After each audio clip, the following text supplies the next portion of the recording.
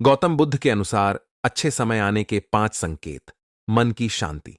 जब आपके मन में शांति और संतोष होता है तो यह संकेत होता है कि आपके जीवन में अच्छा समय आने वाला है। कि शांति आपके विचारों और भावनाओं को संतुलित करती है। सकारात्मक सोच। जब आप नकारात्मकता को त्याग कर सकारात्मकता को अपनाने लगते हैं तो यह संकेत होता है कि आपके जीवन में अच्छे समय का आगमन हो रहा है। सकारात्मक सोच से आपके कार्यों में सफलता मिलती है। सकारात्मक संबंध। जब आपके रिश्ते और संबंध सौहार्दपूर्ण और सामंजस्यपूर्ण होते हैं तो यह भी अच्छे समय का संकेत है। मजबूत और स्वस्थ संबंध जीवन को खुशहाल बनाते हैं। आध्यात्मिक विकास। जब आप अपने आध्यात्मिक पक्ष की ओर ध्यान देने लगते हैं और आत्मज्ञान की दिशा में प्रगति करते हैं तो यह संकेत होता है कि आपके जीवन में अच्छा समय आने वाला है। आध्यात्मिक विकास से आंतरिक शांति और सुख की प्राप्ति होती है। स्वास्थ्य में सुधार। जब आपके शारीरिक और मानसिक स्वास्थ्य में सुधार होता है तो यह भी अच्छे समय का संकेत है। स्वस्थ शरीर और मन आपको जीवन की चुनौतियों का सामना करने की शक्ति देते हैं। क्या आपके साथ कभी ऐसा हुआ है कि जीवन में अचानक कुछ ऐसा घटित हुआ, समझ पाना मुश्किल था? जैसे कोई अदृश्य शक्ति आपको रास्ता दिखाना चाहती हो। जिसे नमस्कार दोस्तों और स्वागत है आपके अपने चैनल पर। क्या आपके साथ कभी ऐसा हुआ है कि जीवन में अचानक कुछ ऐसा घटित हुआ, समझ पाना मुश्किल था? जैसे कोई अदृश्य शक्ति आपको रास्ता दिखाना चाहती हो। जिसे नमस्कार दोस्तों और स्वागत है आपके अपने चैनल पर। अकेला व्यक्ति हर बार में। क्या आपने कभी सोचा है कि हमारे जीवन में आने वाली घटनाएं, मुश्किलें और अवसर सिर्फ संयोग नहीं बल्कि संकेत होते हैं? संकेत जो हमारे जीवन को दिशा देने आते हैं। यहां हम आपको ऐसी कहानियां और विचारों से जोड़ते हैं जो न केवल प्रेरणा दें बल्कि आपके जीवन को एक नया दृष्टिकोण भी प्रदान करें। आज के एपिसोड में हम बात करेंगे उन 7 संकेतों की जो हर इंसान के जीवन में आते हैं। यह संकेत हमारे मार्गदर्शन के लिए होते हैं, कभी हमें संभालने तो कभी हमें सिखाने।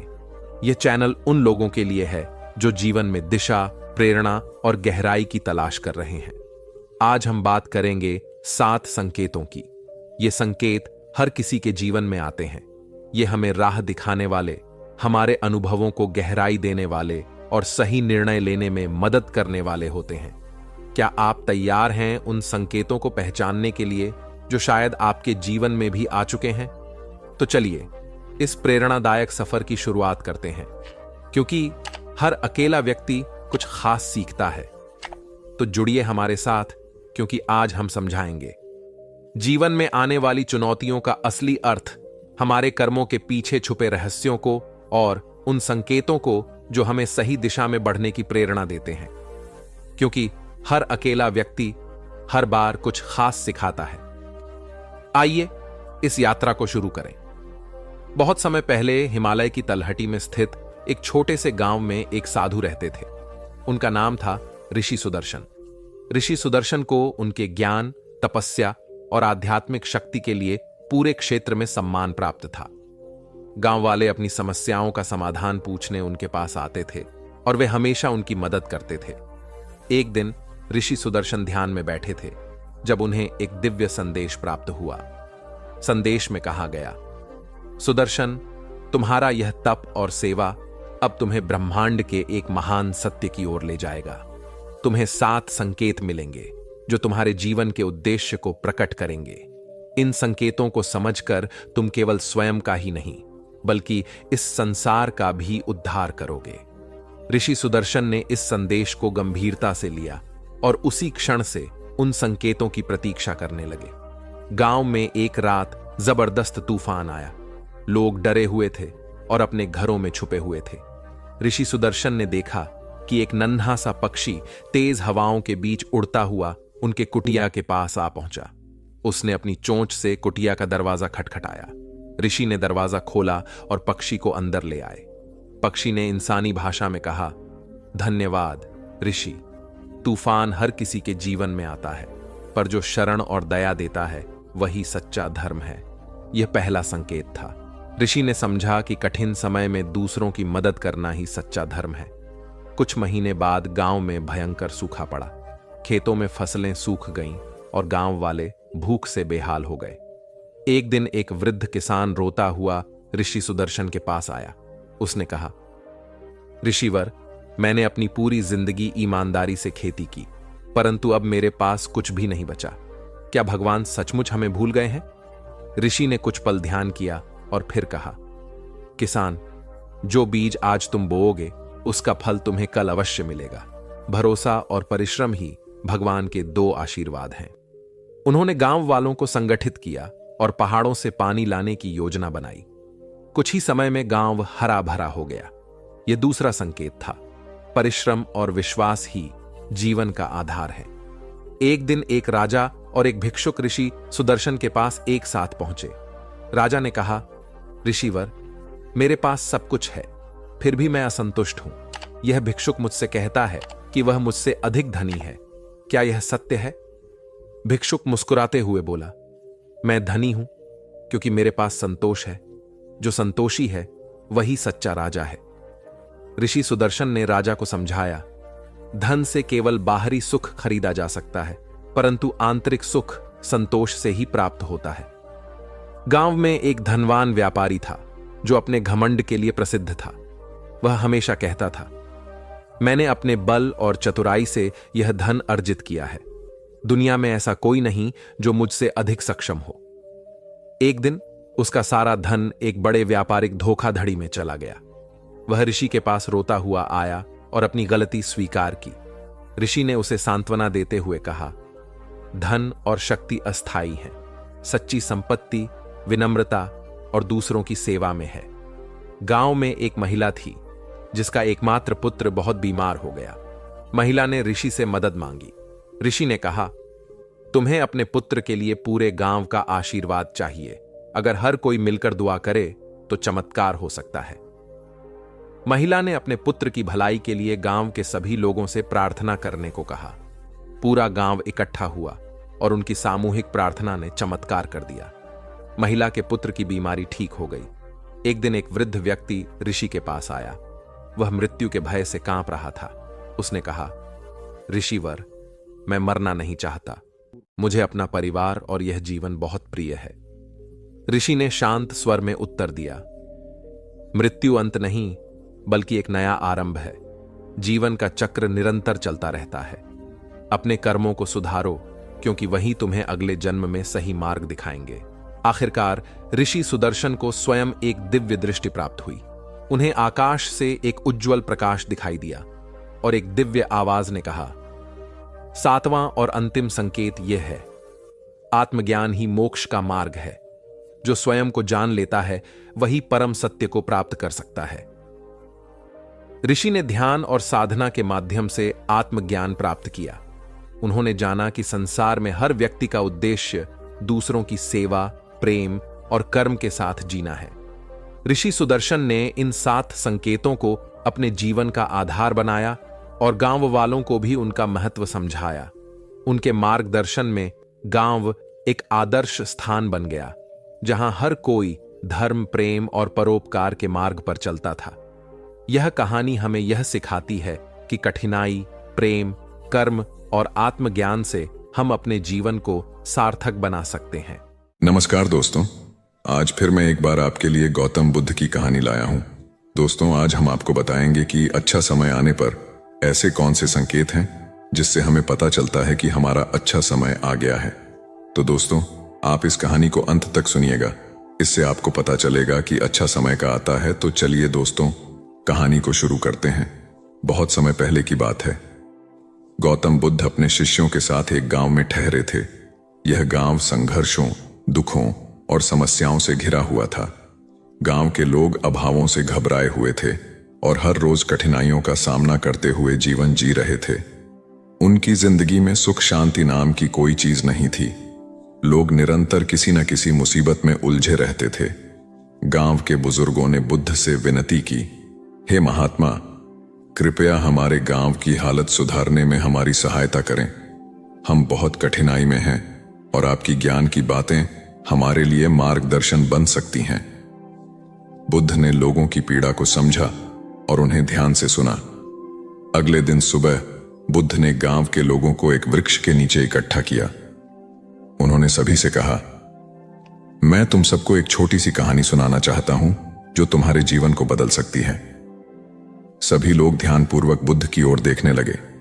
बुद्ध ने कहना शुरू किया, बहुत समय पहले एक व्यक्ति था जो बहुत दुखी और असंतुष्ट था। वह हमेशा सोचता था कि उसकी किस्मत में कुछ भी अच्छा नहीं है। उसने कभी सुख और शांति का अनुभव नहीं किया। लोगों के बीच हलचल होने लगी। सबको लगा कि बुद्ध उसी गांव के हालात को बयान कर रहे हैं। बुद्ध ने आगे कहा, एक दिन उस व्यक्ति ने एक संत से मिलने का निश्चय किया। संत ने उसकी बातें सुनी और मुस्कुराते हुए कहा, मैं तुम्हें अच्छे समय की प्रतीक्षा का एक संकेत दूंगा जिसे तुम पहचानना सीखोगे। संत ने उसे एक बीज दिया और कहा, इस बीज को कहीं लगाकर हर रोज ध्यान से देखना। जब इसे देखोगे तो तुम्हें अपने भीतर कुछ संकेत मिलेंगे।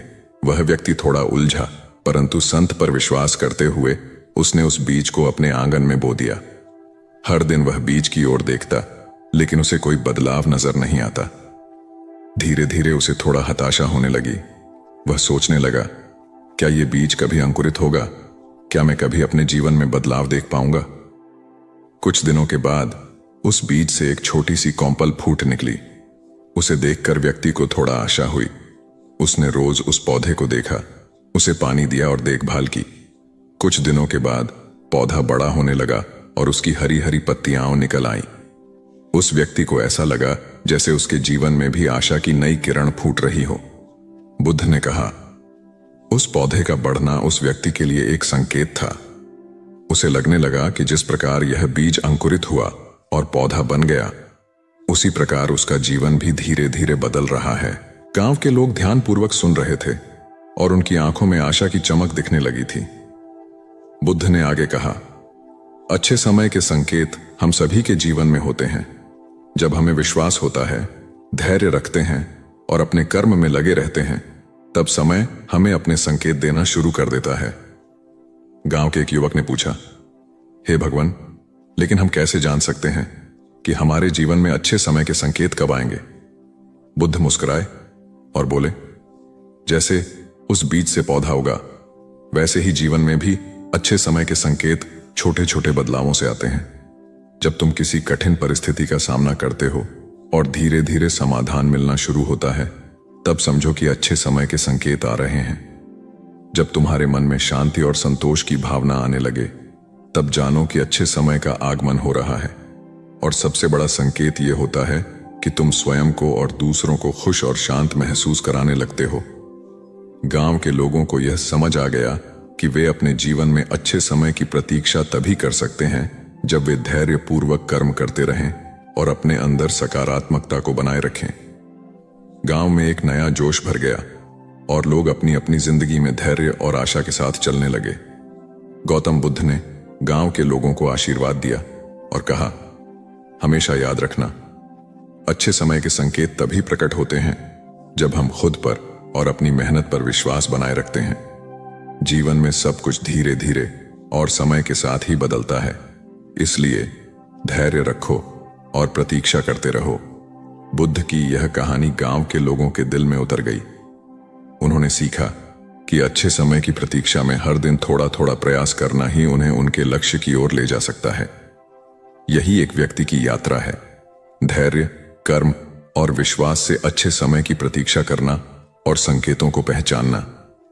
चलिए दोस्तों, अब हम आपको एक और कहानी बताते हैं जिसमें गौतम बुद्ध ने बताया है कि कैसे आप अपना अच्छा समय ला सकते हैं और अपने बुरे समय को खत्म कर सकते हैं।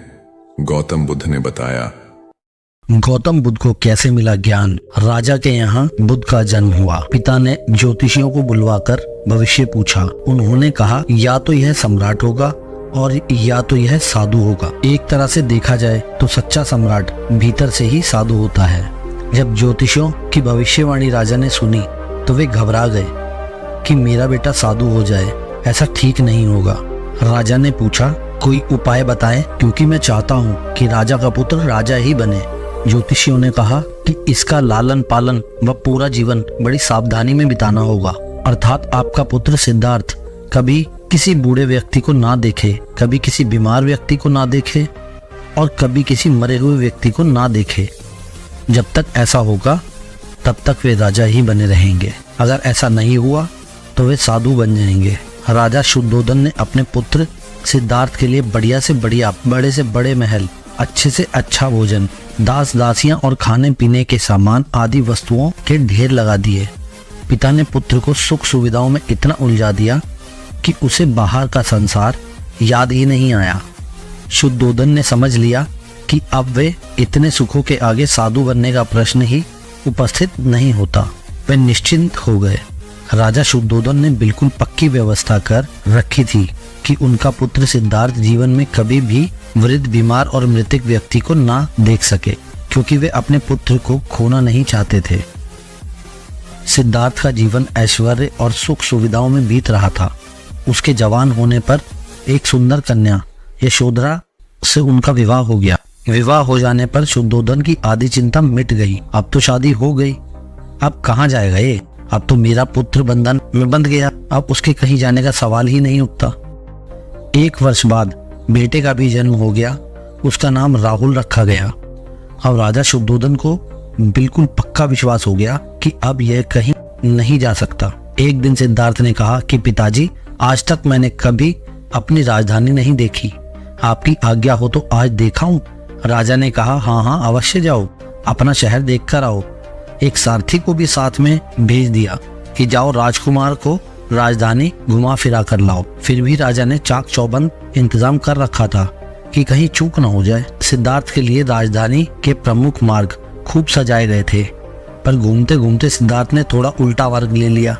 वे उस मार्ग से गुजरने लगे जहाँ पर तैयारी नहीं थी, और आज उनको बहुत आश्चर्य हुआ जब पहली बार उन्होंने एक बूढ़े आदमी को देखा। कमर झुकी हुई, पूरी चमड़ी में झुर्रियां पड़ी थी। वह परेशानी और दुख से बेहाल था। उसकी चाल बहुत धीमी थी। बूढ़े की झुकी हुई कमर को देखकर सिद्धार्थ को एक झटका लगा और एक सारथी से उन्होंने कहा, क्या एक दिन मैं भी ऐसे बूढ़ा हो जाऊंगा? सारथी ने कहा, हाँ राजकुमार, हर व्यक्ति के जीवन में 3 अवस्थाएं आती हैं, बचपन, जवानी और बुढ़ापा। एक दिन तुम भी बुढ़ापे की अवस्था में जाओगे। हे राजकुमार, यह संसार का नियम है, चाहे गरीब हो या अमीर, सबका शरीर शिथिल अर्थात बूढ़ा होता है। राजकुमार सोच में पड़ गए। सारथी ने रथ को आगे बढ़ाया तो कुछ दूरी पर एक बीमार व्यक्ति मिला जो रोगों से घिरा हुआ था। उस पीड़ित व्यक्ति को देखकर राजकुमार का मन बहुत ही दुखी हुआ। राजकुमार ने पूछा, इसको क्या हुआ है? सारथी ने कहा, यह व्यक्ति बीमार है, इसीलिए यह कर्रा रहा है। इस संसार में दुख और सुख दोनों हैं। यह अपने अपने भाग्य की बात है कि कोई दुखी है, कोई सुखी है। क्या मैं भी कभी बीमार हो सकता हूँ? सारथी ने कहा, आप यह विचार अभी छोड़ दें। समय बड़ा बलवान होता है। यह सारी बातें कर्मों पर निर्भर करती हैं। चाहे राजा हो या रंग, सुख दुख सब पर आते हैं। अगर शरीर में कोई रोग आना है तो वह आएगा। यह सब सुनकर राजकुमार सोच में पड़ गया।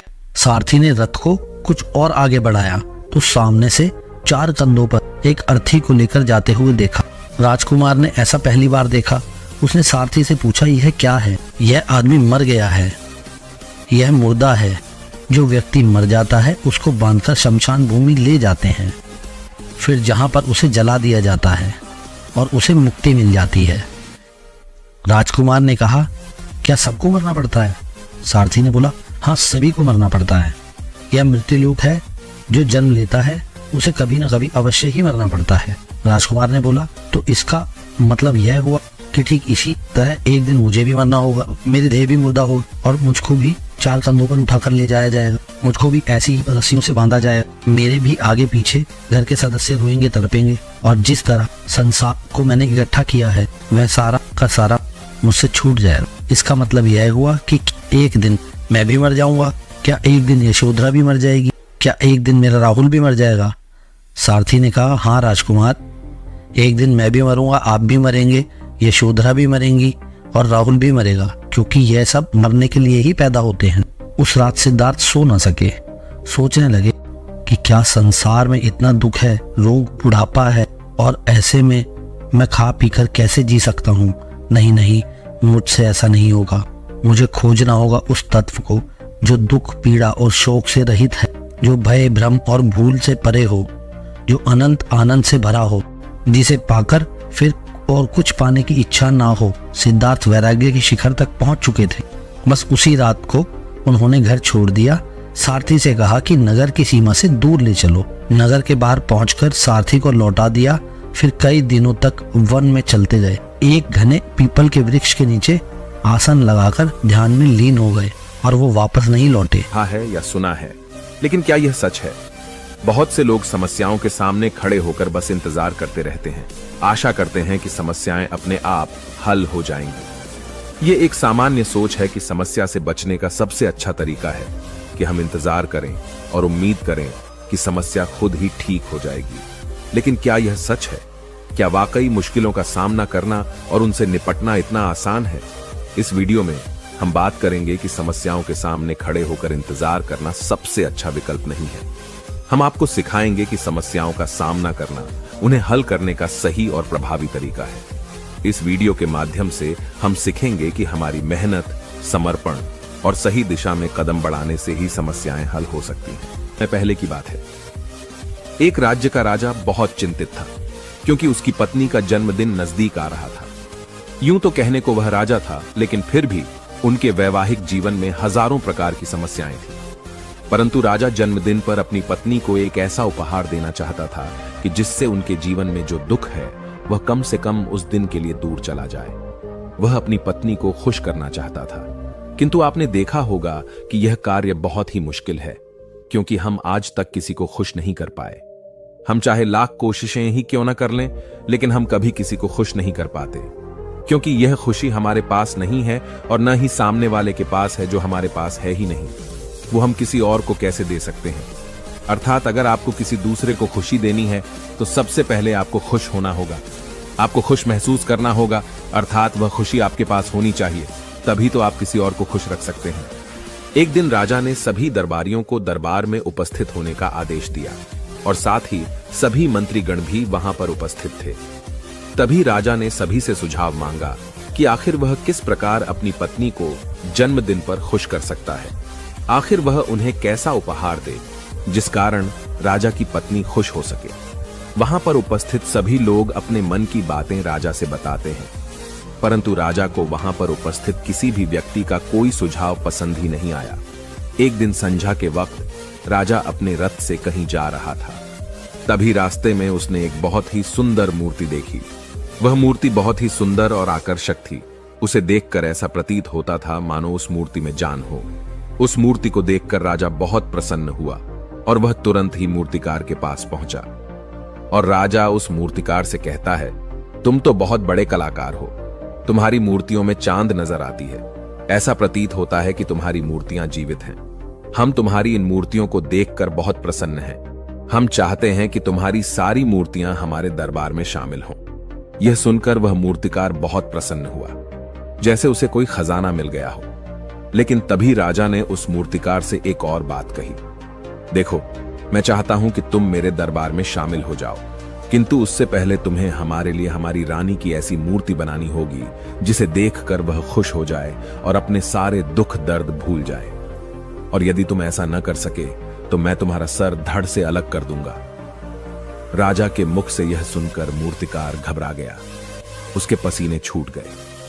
वह राजा को मना भी कैसे करे, इसीलिए उसने न चाहते हुए भी राजा को स्वीकृति दे दी। राजा उस मूर्तिकार की बात सुनकर बहुत प्रसन्न हुआ और वो वापस महल लौट गया। लेकिन उधर दूसरी तरफ जो मूर्तिकार अब तक बहुत प्रसन्न था, जो अपने मन से मूर्तियां बनाया करता था, जो हमेशा खुश रहता था, अब वह दुखी हो गया था। वह गहरे दुख में चला गया था। वह डर के कारण रानी की मूर्तियां बनाना शुरू करता है, परंतु जो भी मूर्ति बनाता था उस मूर्ति को देखकर ऐसा प्रतीत होता था मानो वह मूर्ति बहुत दुखी है, उसे किसी प्रकार का कोई दुख है।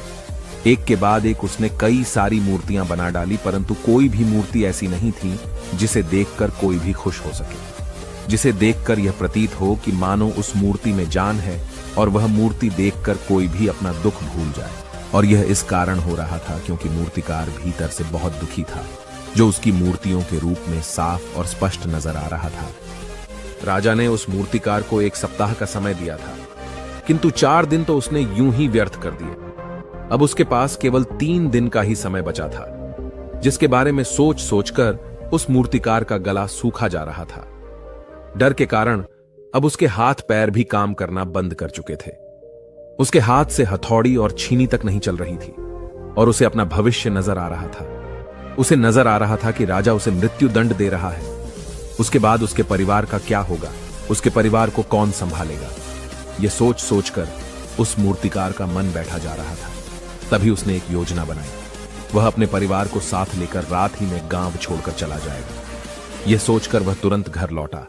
उसने सारा सामान बांधा, अपनी पत्नी और अपने बच्चों को भी तैयार किया। वह जैसे ही घर से निकलने वाला था कि तभी उसने देखा कि राजा के सिपाही वहां पर तैनात है। यह देखकर वह मूर्तिकार और भी घबरा गया। वह समझ नहीं पा रहा था कि क्या करे। यदि वह यहां से भागने की कोशिश करता है और पकड़ा जाता है तो राजा उसके साथ साथ उसके परिवार को भी मृत्यु दंड दे देंगे। वह कुछ समझ नहीं पा रहा था। तभी वह जमीन पर बैठ गया और रोने लगा और अपनी पत्नी से कहता है, अब से तुम्हें बच्चों का ख्याल रखना होगा। मेरा और तुम्हारा साथ यहीं तक था, क्योंकि राजा ने जिस प्रकार की मूर्ति का मुझे आदेश दिया है, मैं उस प्रकार की मूर्ति नहीं बना पा रहा। जिस कारण राजा मुझे मृत्यु दंड दे देंगे, वह मेरा सर धड़ से अलग कर देंगे और उसके बाद तो तुम्हें ही बच्चों का ख्याल रखना होगा। इतना कहकर वो जोर जोर से फूट फूट कर रोने लगा। देखते ही देखते रात बीत गई और अगले दिन सुबह सुबह उस मूर्तिकार के दरवाजे पर एक गुरु भिक्षा मांगने आए।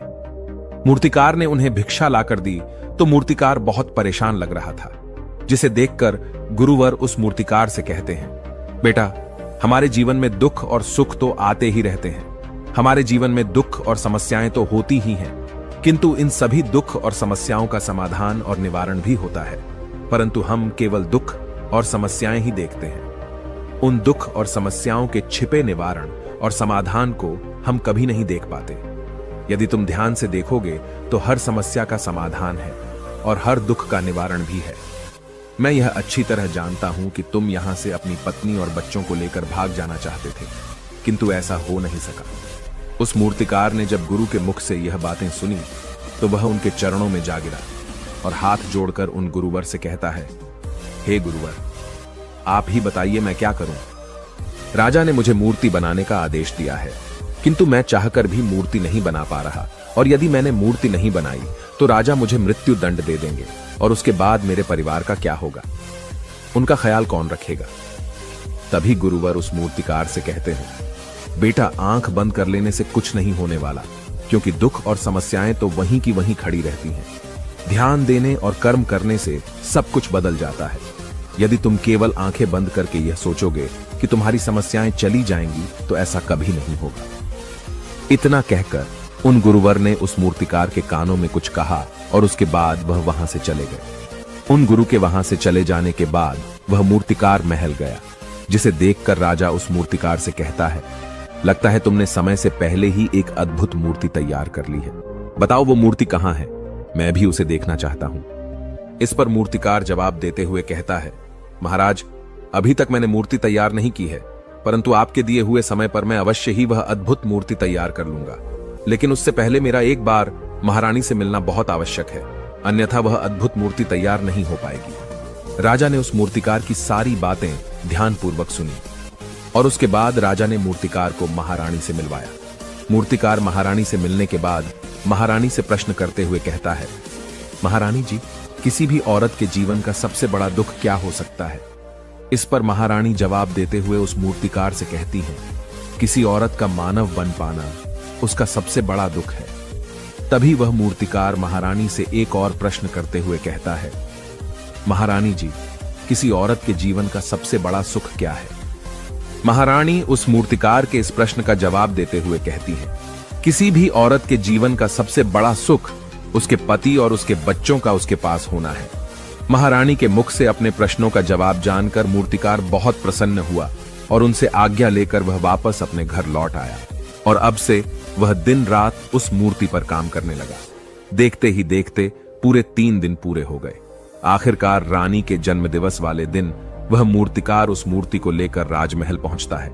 लेकिन अब राजा के मन में यह बेचैनी थी कि पता नहीं उस मूर्तिकार ने आखिर कैसी मूर्ति बनाई होगी, पता नहीं वह मूर्ति महारानी को पसंद आएगी भी या नहीं। इस प्रकार के कई प्रश्न राजा के मन में चल रहे थे। राजा के मन की बेचैनी लगातार बढ़ती ही जा रही थी। लेकिन उधर दूसरी तरफ राजा को उस मूर्तिकार पर पूर्ण विश्वास भी था, क्योंकि राजा ने पहले ही उस मूर्तिकार के हाथों की कला देखी हुई थी।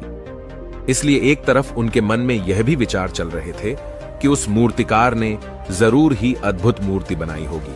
वह मूर्ति सफेद कपड़ों से ढकी हुई थी। तभी राजा ने उस मूर्ति की ओर इशारा करते हुए रानी से कहा, यह आपका जन्म दिवस का तोहफा है, इसे कबूल करें। उसके बाद रानी ने अपने हाथों से उस मूर्ति से वह कपड़ा हटाया और उस मूर्ति को देखते ही रानी की आंखों से आंसू बहने लगे। और यह देखकर राजा को ऐसा प्रतीत हुआ कि मानो महारानी को यह मूर्ति पसंद नहीं है। इसलिए राजा ने तुरंत ही क्रोधित होकर अपने सिपाहियों को आदेश दिया और उस मूर्तिकार को बंदी बनवा लिया। लेकिन तभी महारानी राजा से कहती है, रुकिए, इस मूर्तिकार ने तो मेरा दुख और सुख एक ही मूर्ति में निकाल दिया है। इस मूर्ति में मेरे पति मेरे साथ है और मेरे हाथ में मेरा बच्चा है। इससे सुंदर मूर्ति मैंने आज तक नहीं देखी। ये बहुत ही लाजवाब है, अद्भुत है। इससे सुंदर तोहफा मेरे लिए और कोई नहीं हो सकता। काश ऐसा मेरे जीवन में वास्तव में हो जाए, मेरे पति भी मेरे साथ हों और मेरे हाथों में मेरा बच्चा हो। महारानी की ये सारी बातें सुनकर और मूर्ति को देखकर राजा को अपनी गलती का एहसास हुआ। राजा अपनी प्रजा और अपने साम्राज्य की देख रेख में इतना व्यस्त रहता था कि वह कभी अपनी पत्नी को समय नहीं दे पाता था, जिस कारण राजा की आंखों से आंसू बहने लगे और दरबार में उपस्थित सभी लोग वह मूर्ति देखकर हैरान। आज तक किसी ने भी ऐसी सुंदर और जीवित मूर्ति नहीं देखी थी, जिसमें सुख और दुख एक साथ नजर आ रहे हों। उसके बाद उस राजा ने उस मूर्तिकार को रिहा करवाया और उसे ढेरों इनाम दिए और अपने राज्य दरबार में जगह भी दी। किंतु उस मूर्तिकार ने इनाम तो स्वीकार कर लिया, परंतु राज दरबार में उसे जगह नहीं ली और हाथ जोड़कर राजा से कहता है, हे महाराज, मेरी आपसे विनती है, आपने मुझे चेतावनी दी थी, यदि मैं ये मूर्ति नहीं बना सका तो आप मुझे मृत्यु दंड दे देंगे। किंतु मैं आपसे बस इतना ही कहना चाहता हूं, हम में से चाहे कोई भी प्राणी क्यों ना हो, सभी के प्राण उतने ही कीमती है जितना कि आपका या महारानी के हैं। इसीलिए किसी को भी बिना दोष के दंड नहीं देना चाहिए।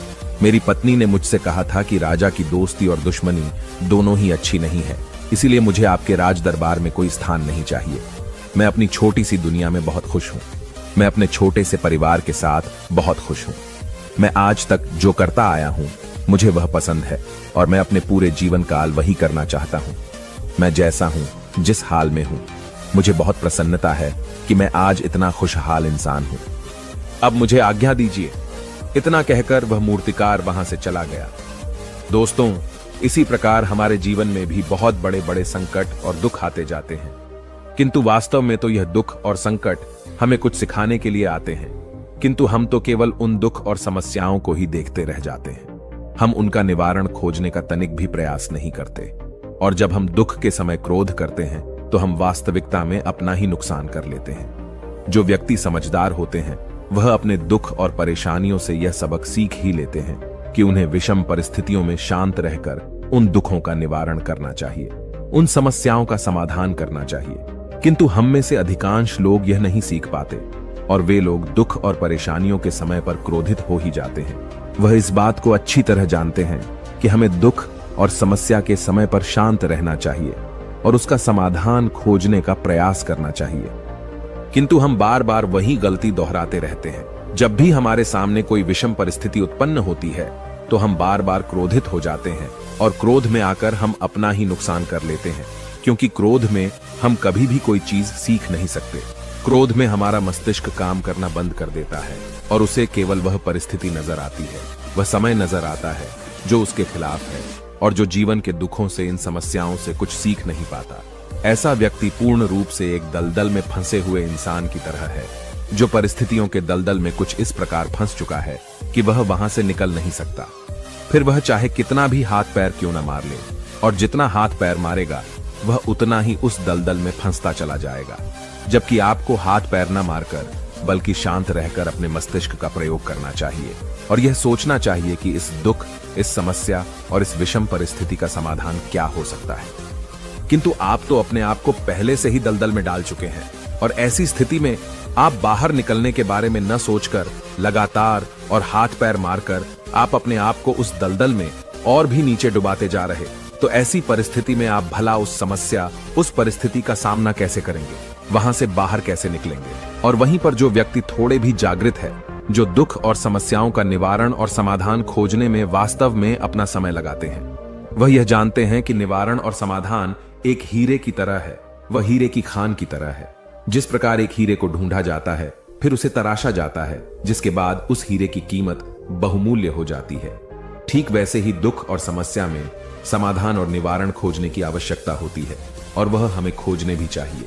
और जब आपको मिल जाते हैं, तब आपको एक ऐसी संपदा मिलती है, एक ऐसी समझ, एक ऐसा विश्वास, एक ऐसी शक्ति मिलती है कि उसके बाद आपके सामने जब भी कोई समस्या या कोई परेशानी आती है, तो आप अकेले नहीं होते, बल्कि आप यह समझ जाते हैं कि वह विषम परिस्थिति आपको कुछ सिखाने आई है और आप उसका डट कर सामना करते हैं। उससे वह सारी चीजें सीखते हैं जो वह आपको सिखाना चाहती है, और उसके बाद आप और भी मजबूत होते चले जाते हैं।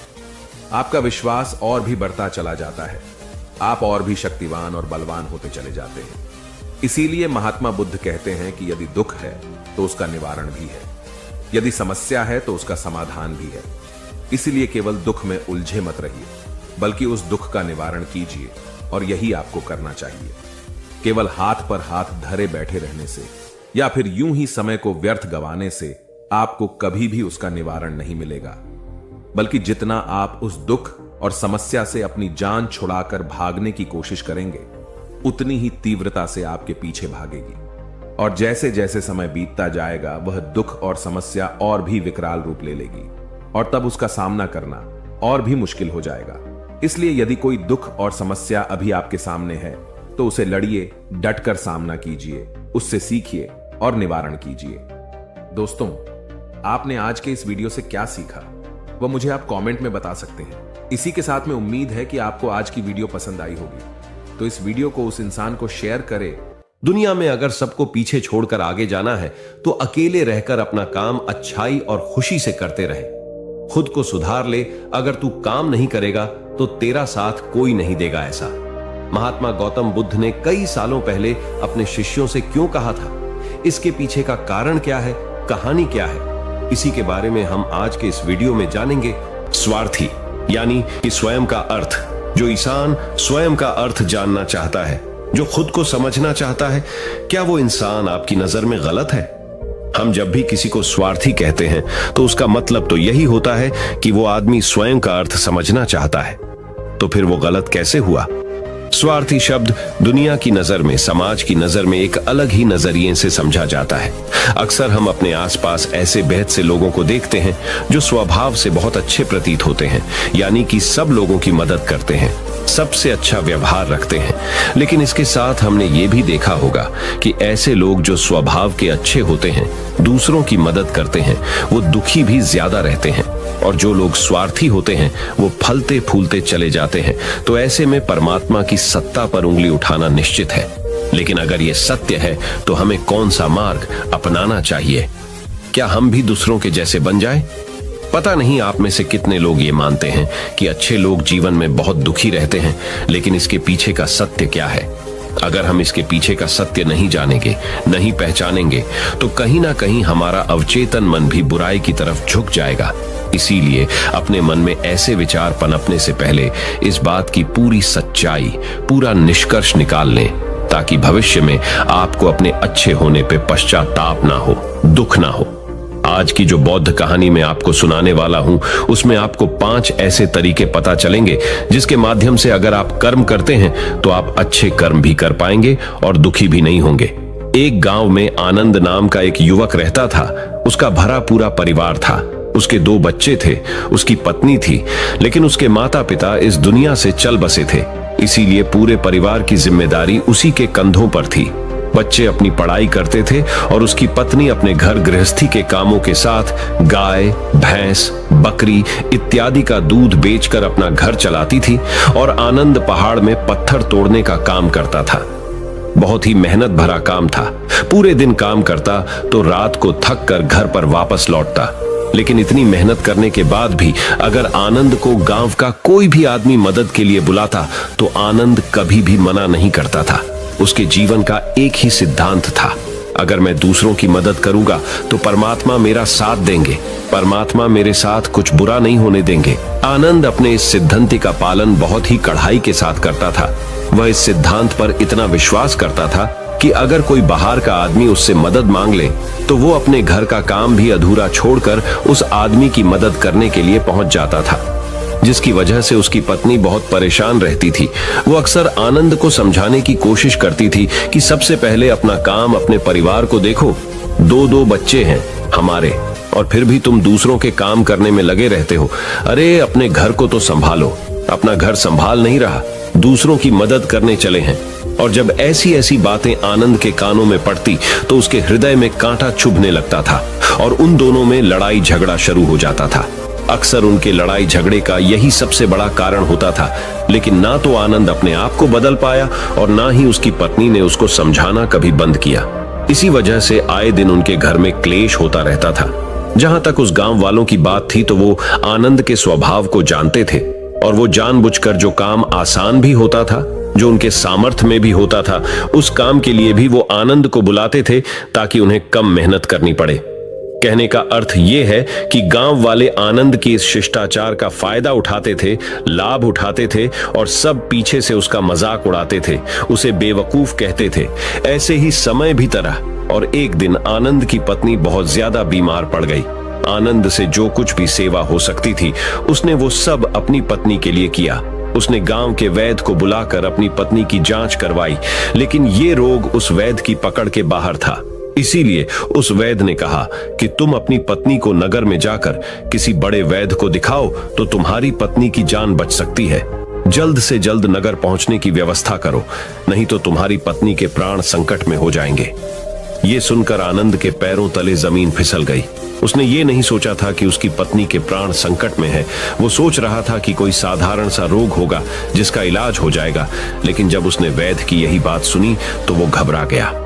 अब पत्नी को नगर तक कैसे लेकर जाए, क्योंकि उसके पास इतना धन नहीं था कि वो अपनी पत्नी के लिए एक घोड़ा गाड़ी करके उसमें अपनी पत्नी को लिटाकर नगर में ले जा सके। उसकी पत्नी की हालत बिल्कुल चलने की भी नहीं थी, इसलिए उसे नगर पहुंचाने के लिए किसी घोड़ा गाड़ी की जरूरत थी। संयोग से उसके पड़ोसी धन्मू के पास एक घोड़ा गाड़ी थी। वो अक्सर व्यापार के लिए अपनी घोड़ा गाड़ी नगर में लेकर जाया करता था।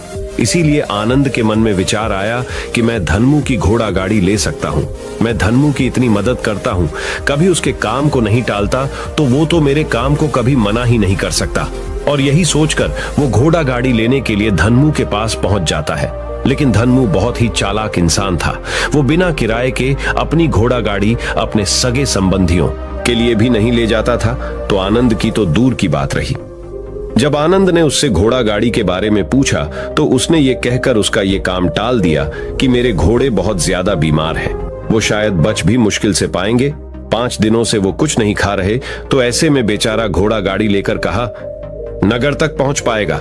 हाँ, अगर तुम कुछ धन की व्यवस्था कर सकते हो तो मैं अपने एक मित्र की घोड़ा गाड़ी तुम्हारे लिए मंगवा सकता हूं। यह सुनकर आनंद परेशान और चिंतित हो गया, क्योंकि उसके पास धन तो था ही नहीं। इसका मतलब उसकी पत्नी बड़े नगर में वैद्य के पास इलाज के लिए पहुंच ही नहीं पाएगी। उलझन भरे हुए विचार लिए हुए जब आनंद वापस आ रहा तो उसने एक दिल दहलाने देने वाला दृश्य देखा। उसने देखा कि धन्मू के घोड़े, जो धन्मू के अनुसार बीमार थे और कुछ खा भी नहीं रहे थे, वहीं घोड़े गांव का ही एक युवक उसकी बाड़ से खोलकर बाहर ला रहा था और गाड़ी में उसको जोत रहा था। ये देखकर पहले तो आनंद को कुछ समझ में नहीं आया। उसके बाद जब आनंद ने उस युवक से पूछा तो उसने बताया कि धन्मू ने ये घोड़ा गाड़ी उसे किराए पर दी है। ये सुनकर आनंद का दिल टूट गया। उसने कभी सपने में भी नहीं सोचा था कि उसका सबसे अच्छा मित्र धन्मू उसके साथ ऐसा कर सकता है। हालांकि ये इस बात पर दुखी होने का वक्त नहीं था, इसीलिए आनंद वहां से जल्दी से लौट जाता है और गांव के ही एक सेठ के पास जाकर कुछ धन उधार लेकर धन्मू को दे देता है। धनु अपने मित्र की घोड़ा गाड़ी मंगवा देता है, जिसके बाद वो अपनी पत्नी को वैद्य के पास नगर में ले जाता है। जब उसकी पत्नी का इलाज चल रहा था तो आनंद यही सोच रहा था कि एक वो दिन था जब धन्मू की बेटी बीमार हो गई थी और धन्मू यहाँ पर नहीं था, तो मैं पूरी रात वैद्य जी के पास उसके लिए बैठा रहा था, उसकी देख रेख की थी, उसकी सेवा की थी। इतने दिनों तक धन्मू नहीं आया था, तब मैं ही उसके परिवार की देख रेख किया करता था। हाय कैसा दुर्भाग्य है ये, जिसके लिए मैंने इतना कुछ किया। उसने एक घोड़ा गाड़ी देने से मुझे मना कर दिया, और वो भी तब जब मेरी पत्नी जिंदगी और मौत के साथ खेल रही थी। कुछ देर बाद वैद्य बाहर आकर आनंद को एक बहुत बुरी खबर देता है। वो आनंद को बताता है कि उसकी पत्नी को कर्क रोग हो चुका है और इसका कोई भी इलाज नहीं है।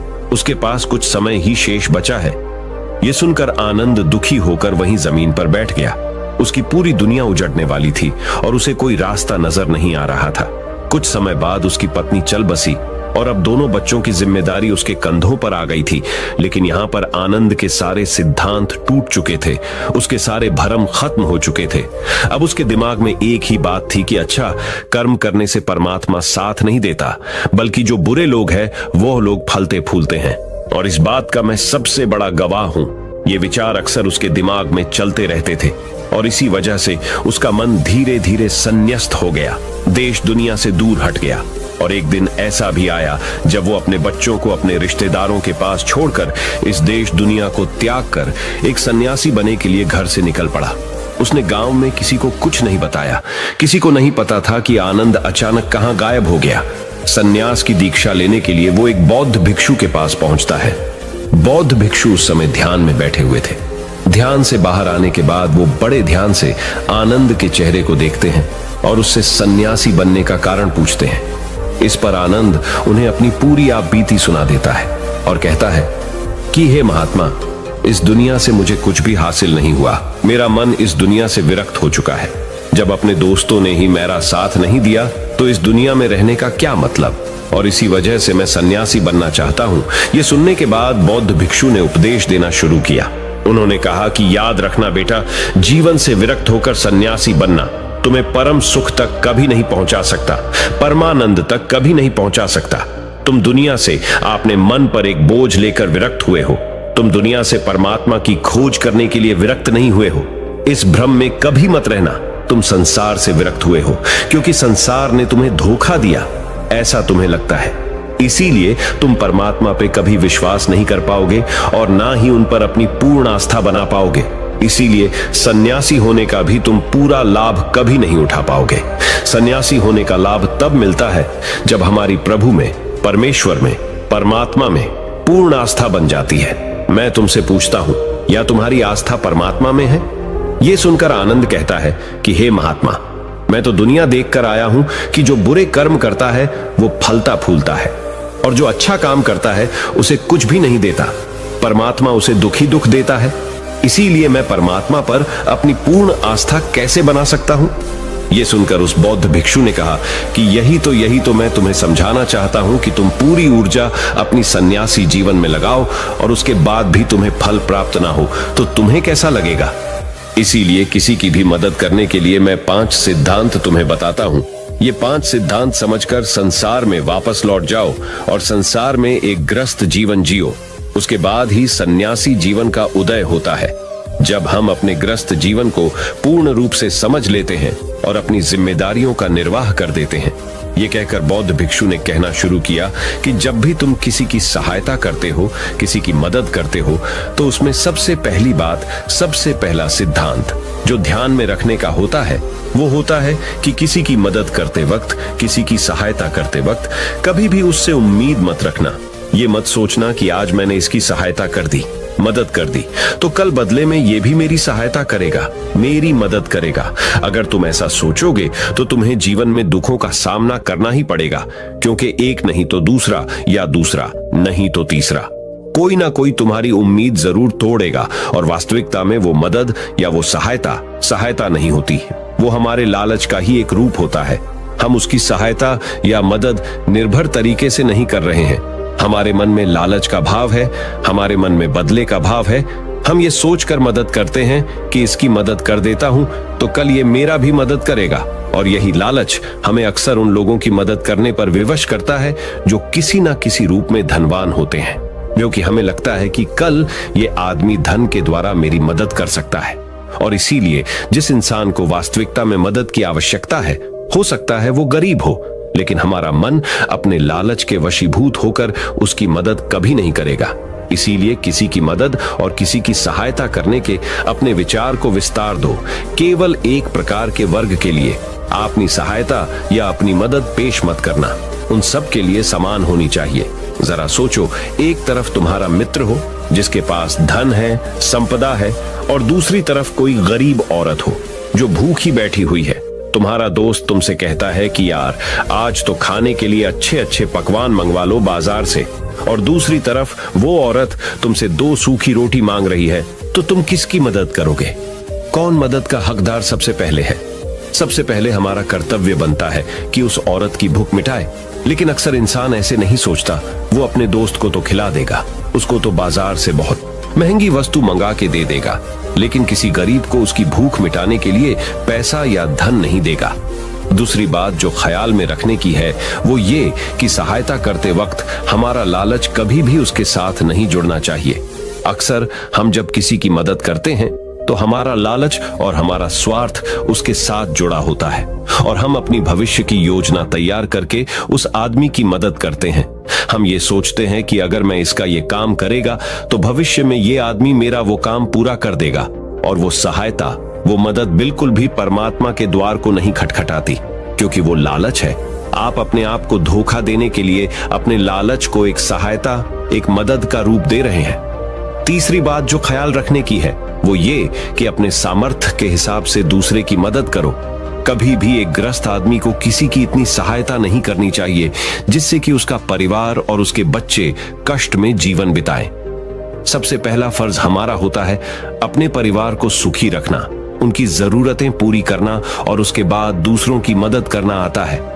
लेकिन कुछ लोग दूसरों की मदद पहले करते हैं और अपने परिवार को मदद कम देते हैं, जिससे कि परिवार में लड़ाई झगड़े आए दिन पनपते रहते हैं, और ये सब हम समाज में देखते रहते हैं अपने आसपास। अगली बात जो ख्याल में रखने की होती है वो ये कि अपना कर्म, अपनी जिम्मेदारियां पहले निभानी होती है। हम अपना कर्म, अपना काम छोड़कर पहले दूसरों की मदद करने के लिए चले जाते हैं, और जब दूसरा बदले में हमारी मदद नहीं करता तो हमारा दिल दुखी हो जाता है। हम सोचते हैं कि मैंने तो अपना काम छोड़कर उस आदमी की मदद की थी और वो आदमी मेरी मदद ही नहीं कर रहा है। इसीलिए अपना कर्म सर्वोपरि, अपना कर्म सबसे ऊपर, क्योंकि वही काम करने के लिए इस दुनिया में हमारा जन्म हुआ है। और सबसे आखिर में जो बात समझने की है वो ये कि परमात्मा की मर्जी से ही सब कुछ होता है। हमारा कर्तव्य है अपने कर्म को करते जाना। करनी धरनी तो ऊपर वाले के हाथ में है, इसीलिए जो कुछ भी होता है सब ऊपर वाले पे छोड़ दो। अगर तुम्हें कोई धोखा भी देता है तो ये समझ के चलो कि वो सब ऊपर वाले की करनी होती है। आप ये मान के चलो कि मैं करता नहीं हूं, मैं तो एक माध्यम हूं, करवाने वाला तो वो है, उसके सामने किसकी मर्जी चली। जब ये आस्था, ये विश्वास हमारे मन में पनपने लगता है तो हमारी सारी शिकायतें दूर हो जाती हैं, क्योंकि इस दुनिया में जो भी होता है अच्छे के लिए होता है, जो भी हो रहा है अच्छे के लिए हो रहा है, और जो भी होगा अच्छा ही होगा। चाहे हमारी बुद्धि आज वर्तमान में इस सिद्धांत को ना समझ पाए, लेकिन जीवन में कभी ना कभी किसी ना किसी मोड़ पर आपको जरूर ये एहसास होगा कि जो हुआ था वो अच्छे के लिए ही हुआ था। इसीलिए सारी शिकायतें दूर कर दो और बस अपना कर्म करते जाओ। अपने ग्रस्त जीवन को पूर्ण रूप से जिलो, और उसके बाद ही सन्यासी जीवन की नींव होती है। इसके बाद बौद्ध भिक्षु ने आनंद को कहा कि वापस अपने गांव लौट जाओ, अपनी बेटियों को वापस लेकर आओ, उन्हें पालो पोसो, अपने बच्चों को वापस लेकर आओ, दूसरी शादी कर लो, लेकिन बच्चों का पालन पोषण अच्छे तरीके से करो। यह सुनकर आनंद अपने बच्चों के साथ अपने गांव में वापस लौट आता है। गांव में किसी को खबर नहीं थी कि आनंद कहां पर गया हुआ था और वो क्या ज्ञान लेकर वापस लौटा है, लेकिन अगले दिन सुबह सुबह गांव वालों ने आनंद के चेहरे पर एक अलग ही चमक, एक अलग ही आभा पाई। तो इस कहानी से हमें यह सीख मिलती है कि दूसरों के पीछे भागने से अच्छा है अकेले रहकर अपने आप को सुधारो और अपनों का काम बड़े ही खुशी से करो, और शांत रहकर अपने आप की दिमाग की मनस्थिति को सुधारो। तो अब हम आपको बताएंगे कि शांत रहने के क्या क्या फायदे हैं। तो चलिए शुरुआत करते हैं। हर तरफ शोर शराबे और भाग दौड़ के बीच खामोशी की अपनी अलग ही खासियत है। आपने कई कविताओं में भी पढ़ा होगा कि मौन रहकर एक दूसरे की बात को समझना सबसे सुंदर संवाद है। लेकिन क्या आप ये जानते हैं कि चुप रहने के अपने शारीरिक और मानसिक फायदे भी हैं? विशेषज्ञ मानते हैं जबकि मौन यानी शांत रहने से व्यक्ति अधिक दिमागदार और उत्पादक बनने की ओर अग्रसर होता है। इससे उसके मानसिक और शारीरिक स्वास्थ्य दोनों में सुधार हो सकता है। मौन धारण करने का महत्व आज हम जिस युग में जी रहे हैं उसमें टेक्नोलॉजी एक महत्वपूर्ण भूमिका निभाती है। जहां लोग एकांत की खोज में लगे रहते, वो खुद को इन्हीं टेक्नोलॉजी को कहीं गुम कर देते हैं। लेकिन मौन को मन में बैठाने की दिशा में पहला कदम यह है कि आप अपने मानसिक स्वास्थ्य को अन्य सभी पहलुओं से बढ़कर समझें और फिर उन तकनीकों को शामिल करने का सचेत प्रयास करें जो आपको मौन रहने की आत्मीय उदारता और शक्ति का अनुभव करने की अनुमति दे। गाड़ियों के बेतहाशय हॉर्न से लेकर आसपास बजने वाले म्यूजिक, ऑन डिमांड शो और लोगों की छटर-पटर से लेकर आपकी बिल्डिंग के ऊपर से उड़ते हुए हवाई जहाज की आवाज तक, हर तरफ एक घना शोर है जिसमें दूसरों की तो क्या, कभी कभी खुद की भी आवाज नहीं सुन पाते। आपके अंतर्मन की आवाज, जिसे सुनने से आपके जीवन की आधी परेशानी का समाधान मिल सकता है। वैज्ञानिक प्रमाणों के अनुसार यह हमारे स्वास्थ्य के लिए बहुत अच्छी बात है लेकिन शांत रहना ब्लड प्रेशर कम कर सकता है, एकाग्रता और ध्यान में सुधार ला सकता है, परेशान करने वाले विचारों को शांत कर सकता है, मस्तिष्क के विकास को बढ़ावा दे सकता है, कोर्टिसोल को कम कर सकता है, अंदर की रचनात्मकता को बढ़ावा मिलता है, अच्छी नींद को बढ़ावा मिलता है, दिमागी रूप से स्वस्थ महसूस कर सकते हैं। हालांकि यहां मौन रहने का मतलब परेशानी में भी चुप्पी साधे रहने से नहीं है, बल्कि अनावश्यक किसी भी शोर से दूर रहने और ध्वनि प्रदूषण से बचना है। मौन रहते हुए धीरे धीरे गहरी सांस लेने से और भी फायदे मिल सकते हैं। चुप रहना है अनेक समस्याओं का हल। तनाव घटाने और एकाग्रता बढ़ाने के लिए हम आपको अब 9 फायदे बनाएंगे। मेडिटेशन और ध्यान लगाना खुद को शांत करने और तनाव घटाने का एक बेहतरीन तरीका है। आपने ध्यान दिया होगा कि हर धर्म और संस्कृति में शांत और मौन रहने को महत्व दिया गया है। चाहे आप इसे धार्मिक नाम दें या जीने का एक तरीका माने, लेकिन दिन भर में कुछ समय तक शांत रहना आपके स्वास्थ्य के लिए बहुत फायदेमंद साबित होता है। कई साइकोलॉजिस्ट भी कॉन्फिडेंस बढ़ाने, कंसंट्रेशन बढ़ाने, मन की शांति और पॉजिटिव थिंकिंग के लिए कुछ मिनट मौन धारण करने की सलाह देते हैं। जब हम कुछ समय मौन या चुप रहते हैं तो हमें खुद से बात करने का मौका मिलता है।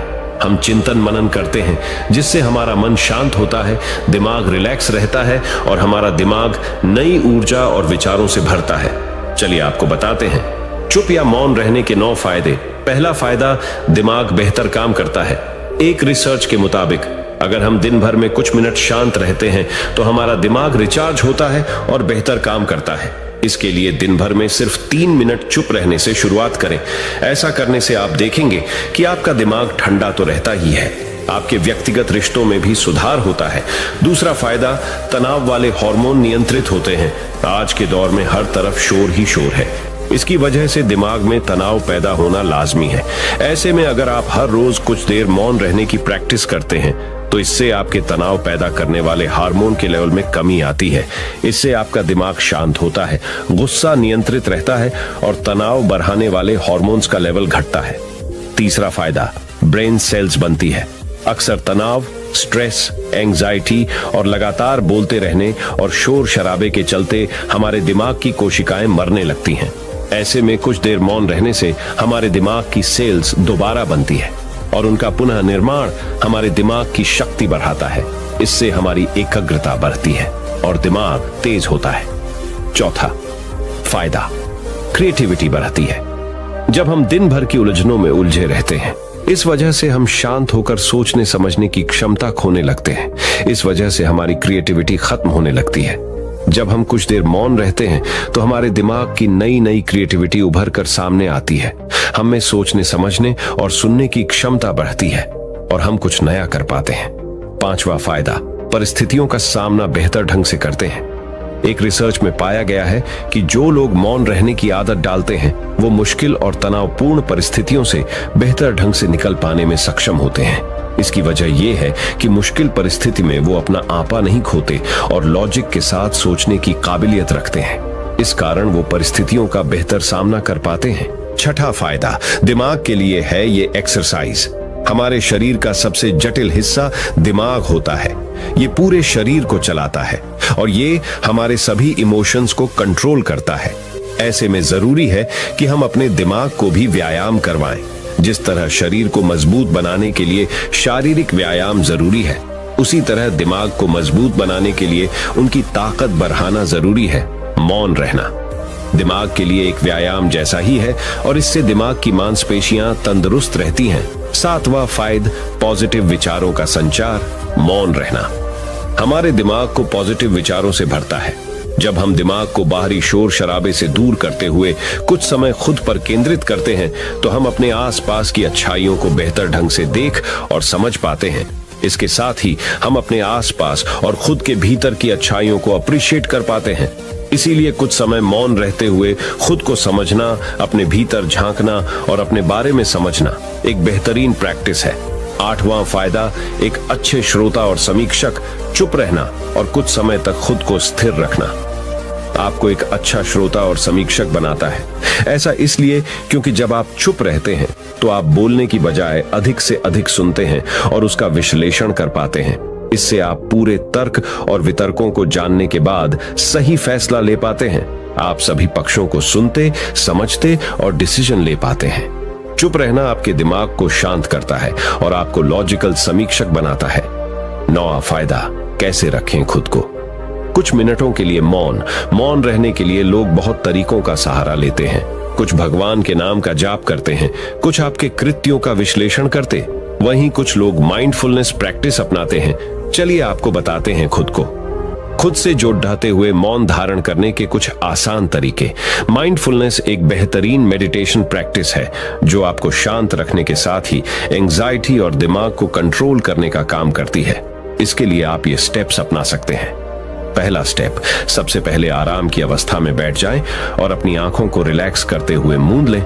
दूसरा स्टेप, अब अपनी सांसों पर पूरा ध्यान केंद्रित करें। अपनी सांस के उठने और गिरने की गति पर ध्यान दें और अपना दिमाग बाहरी शोर से दूर सिर्फ और सिर्फ अपनी सांसों पर केंद्रित करें।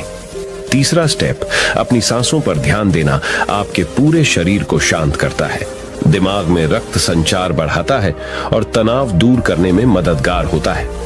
चौथा स्टेप, खुद को शांत करते हुए अपने पूरे शरीर को अंदर ही अंदर स्कैन करना भी फायदेमंद साबित होता है।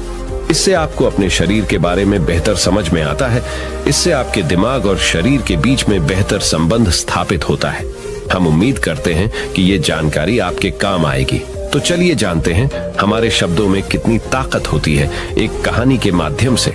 तो चलिए उस कहानी की शुरुआत करते हैं। जो लोग बुद्धिमान हैं वह ये जानते हैं कि शब्द हथियार की तरह होते हैं जिनसे किसी को भी बचाया जा सकता है या किसी को भी मारा जा सकता है। अब आप सोच रहे होंगे कि शब्दों से किसी को मारा कैसे जा सकता है। तो जरा सोचिए, ज्यादातर आत्महत्याओं के पीछे किसका कारण होता है? किसी के पति ने कुछ कहा, किसी के पिता ने कुछ कहा और उन लोगों ने आत्महत्या कर ली। ये आत्महत्या किसके कारण हुई? वो पीड़ित के मन को इतना दुखी कर गए कि उसके मन से वो दुख सहना और ज्यादा बर्दाश्त करना नामुमकिन हो गया और इसी वजह से उन्होंने आत्महत्या कर ली। ऐसे ही आपके शब्द किसी को नया जीवन प्रदान कर सकते हैं। जब कोई आदमी उदास होता है या दुखी होता है तो आपके शब्द उसमें एक नया जोश, एक नया उत्साह भर सकते हैं और एक हारा हुआ आदमी अपने जीवन में एक नई शुरुआत कर सकता है सिर्फ शब्दों के माध्यम से, हमारी वाणी के माध्यम से। तो अब तक आप ये तो समझ ही गए होंगे कि हमारे शब्द हमारे जीवन को किस तरह निर्धारित करते हैं। शब्दों में कितनी ताकत होती है और किसी से बात करते वक्त हमें कितनी सावधानी से अपने शब्द सुनने चाहिए। आज की जो बौद्ध कहानी मैं आपको सुनाने वाला हूँ उसमें आपको सीधे सीधे तौर पर कुछ ऐसे तरीके पता चलेंगे, कुछ ऐसी परिस्थितियां पता चलेंगी जहां पे आपको हमेशा चुप रहना चाहिए। कुछ परिस्थितियों में अगर आप कुछ नहीं बोलेंगे तो वही आपके लिए सबसे ज्यादा बेहतर होगा। इससे पहले कि आप इस कहानी में खो जाएं, इस चैनल को सब्सक्राइब जरूर कर लें। तो चलिए कहानी शुरू करते हैं। एक बार की बात है, एक युवा लड़का एक बार एक बौद्ध भिक्षु के पास पहुंचा। वो काफी परेशान लग रहा था और उसने बौद्ध भिक्षु से जाकर पूछा कि हे महात्मा, मैं अपने आप से परेशान हूँ, अपने आप से दुखी हूँ। बाहरी रूप से मुझे कोई दुख नहीं है, मैं धन धान्य संपन्न हूँ, मुझे कोई शारीरिक रोग भी नहीं है, लेकिन मैं खुद से परेशान रहता हूँ, अपने मन से परेशान रहता हूँ। अक्सर मेरी बातों को मेरा कोई भी दोस्त गंभीरता से नहीं लेता है। और ना ही मेरे परिवार के लोग मेरी किसी बात को गंभीरता से लेते हैं।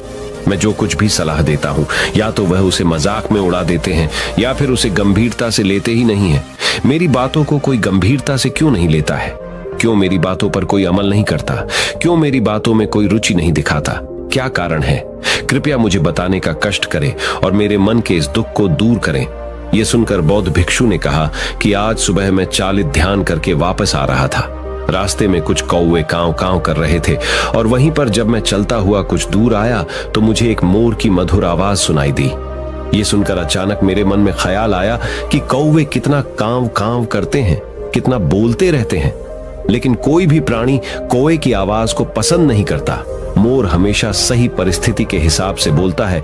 जब भी बारिश होने वाली होती है और बादल गरजते हैं और बारिश होने की आशंका होती है, ऐसे में मोर अपनी मधुर आवाज में गाता है जो सभी को प्रिय होता है, सभी को अच्छा लगता है। ऐसे ही अगर इंसान सही परिस्थिति के हिसाब से सही शब्द बोले, सही वाणी बोले, तो वही वाणी दूसरों के लिए संगीत हो जाती है, संगीत बन जाती है और दूसरे लोग तुमसे सम्मोहित हो जाते हैं और वहीं पर तुम्हें सब लोग गंभीरता से लेने लगते हैं।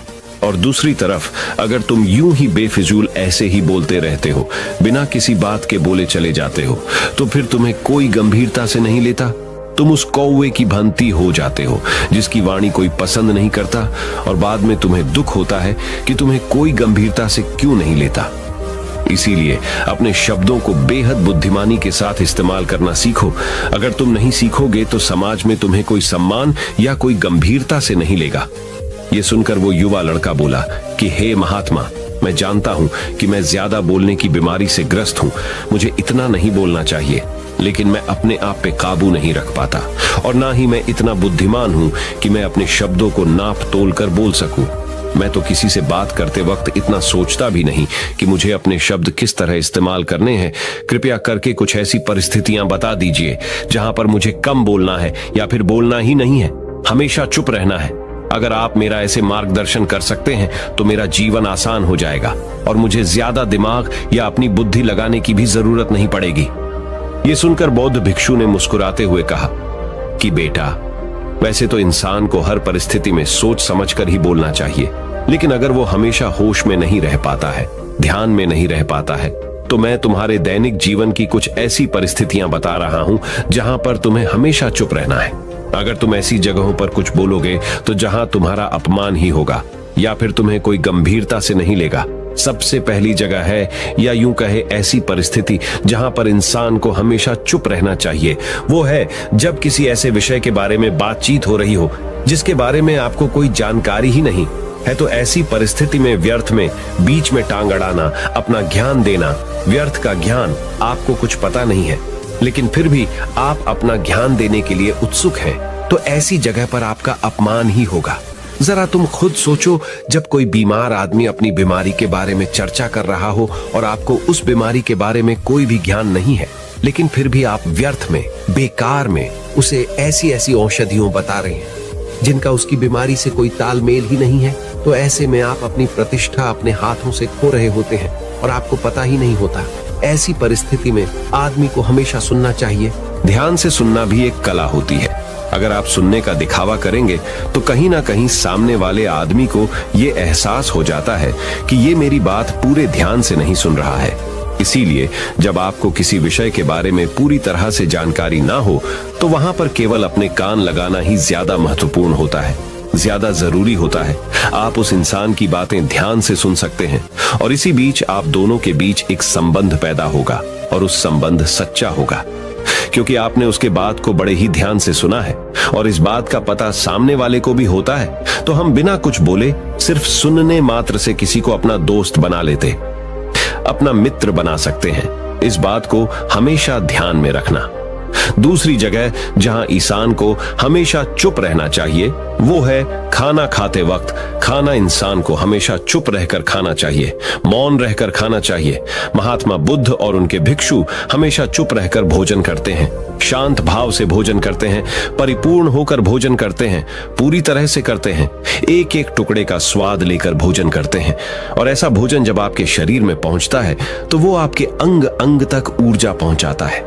अक्सर हम भोजन करते वक्त कुछ ना कुछ बोलते रहते हैं, कुछ ना कुछ सुनते रहते हैं, लेकिन मौन रहकर पूरा स्वाद लेकर उस भोजन को कभी नहीं करते।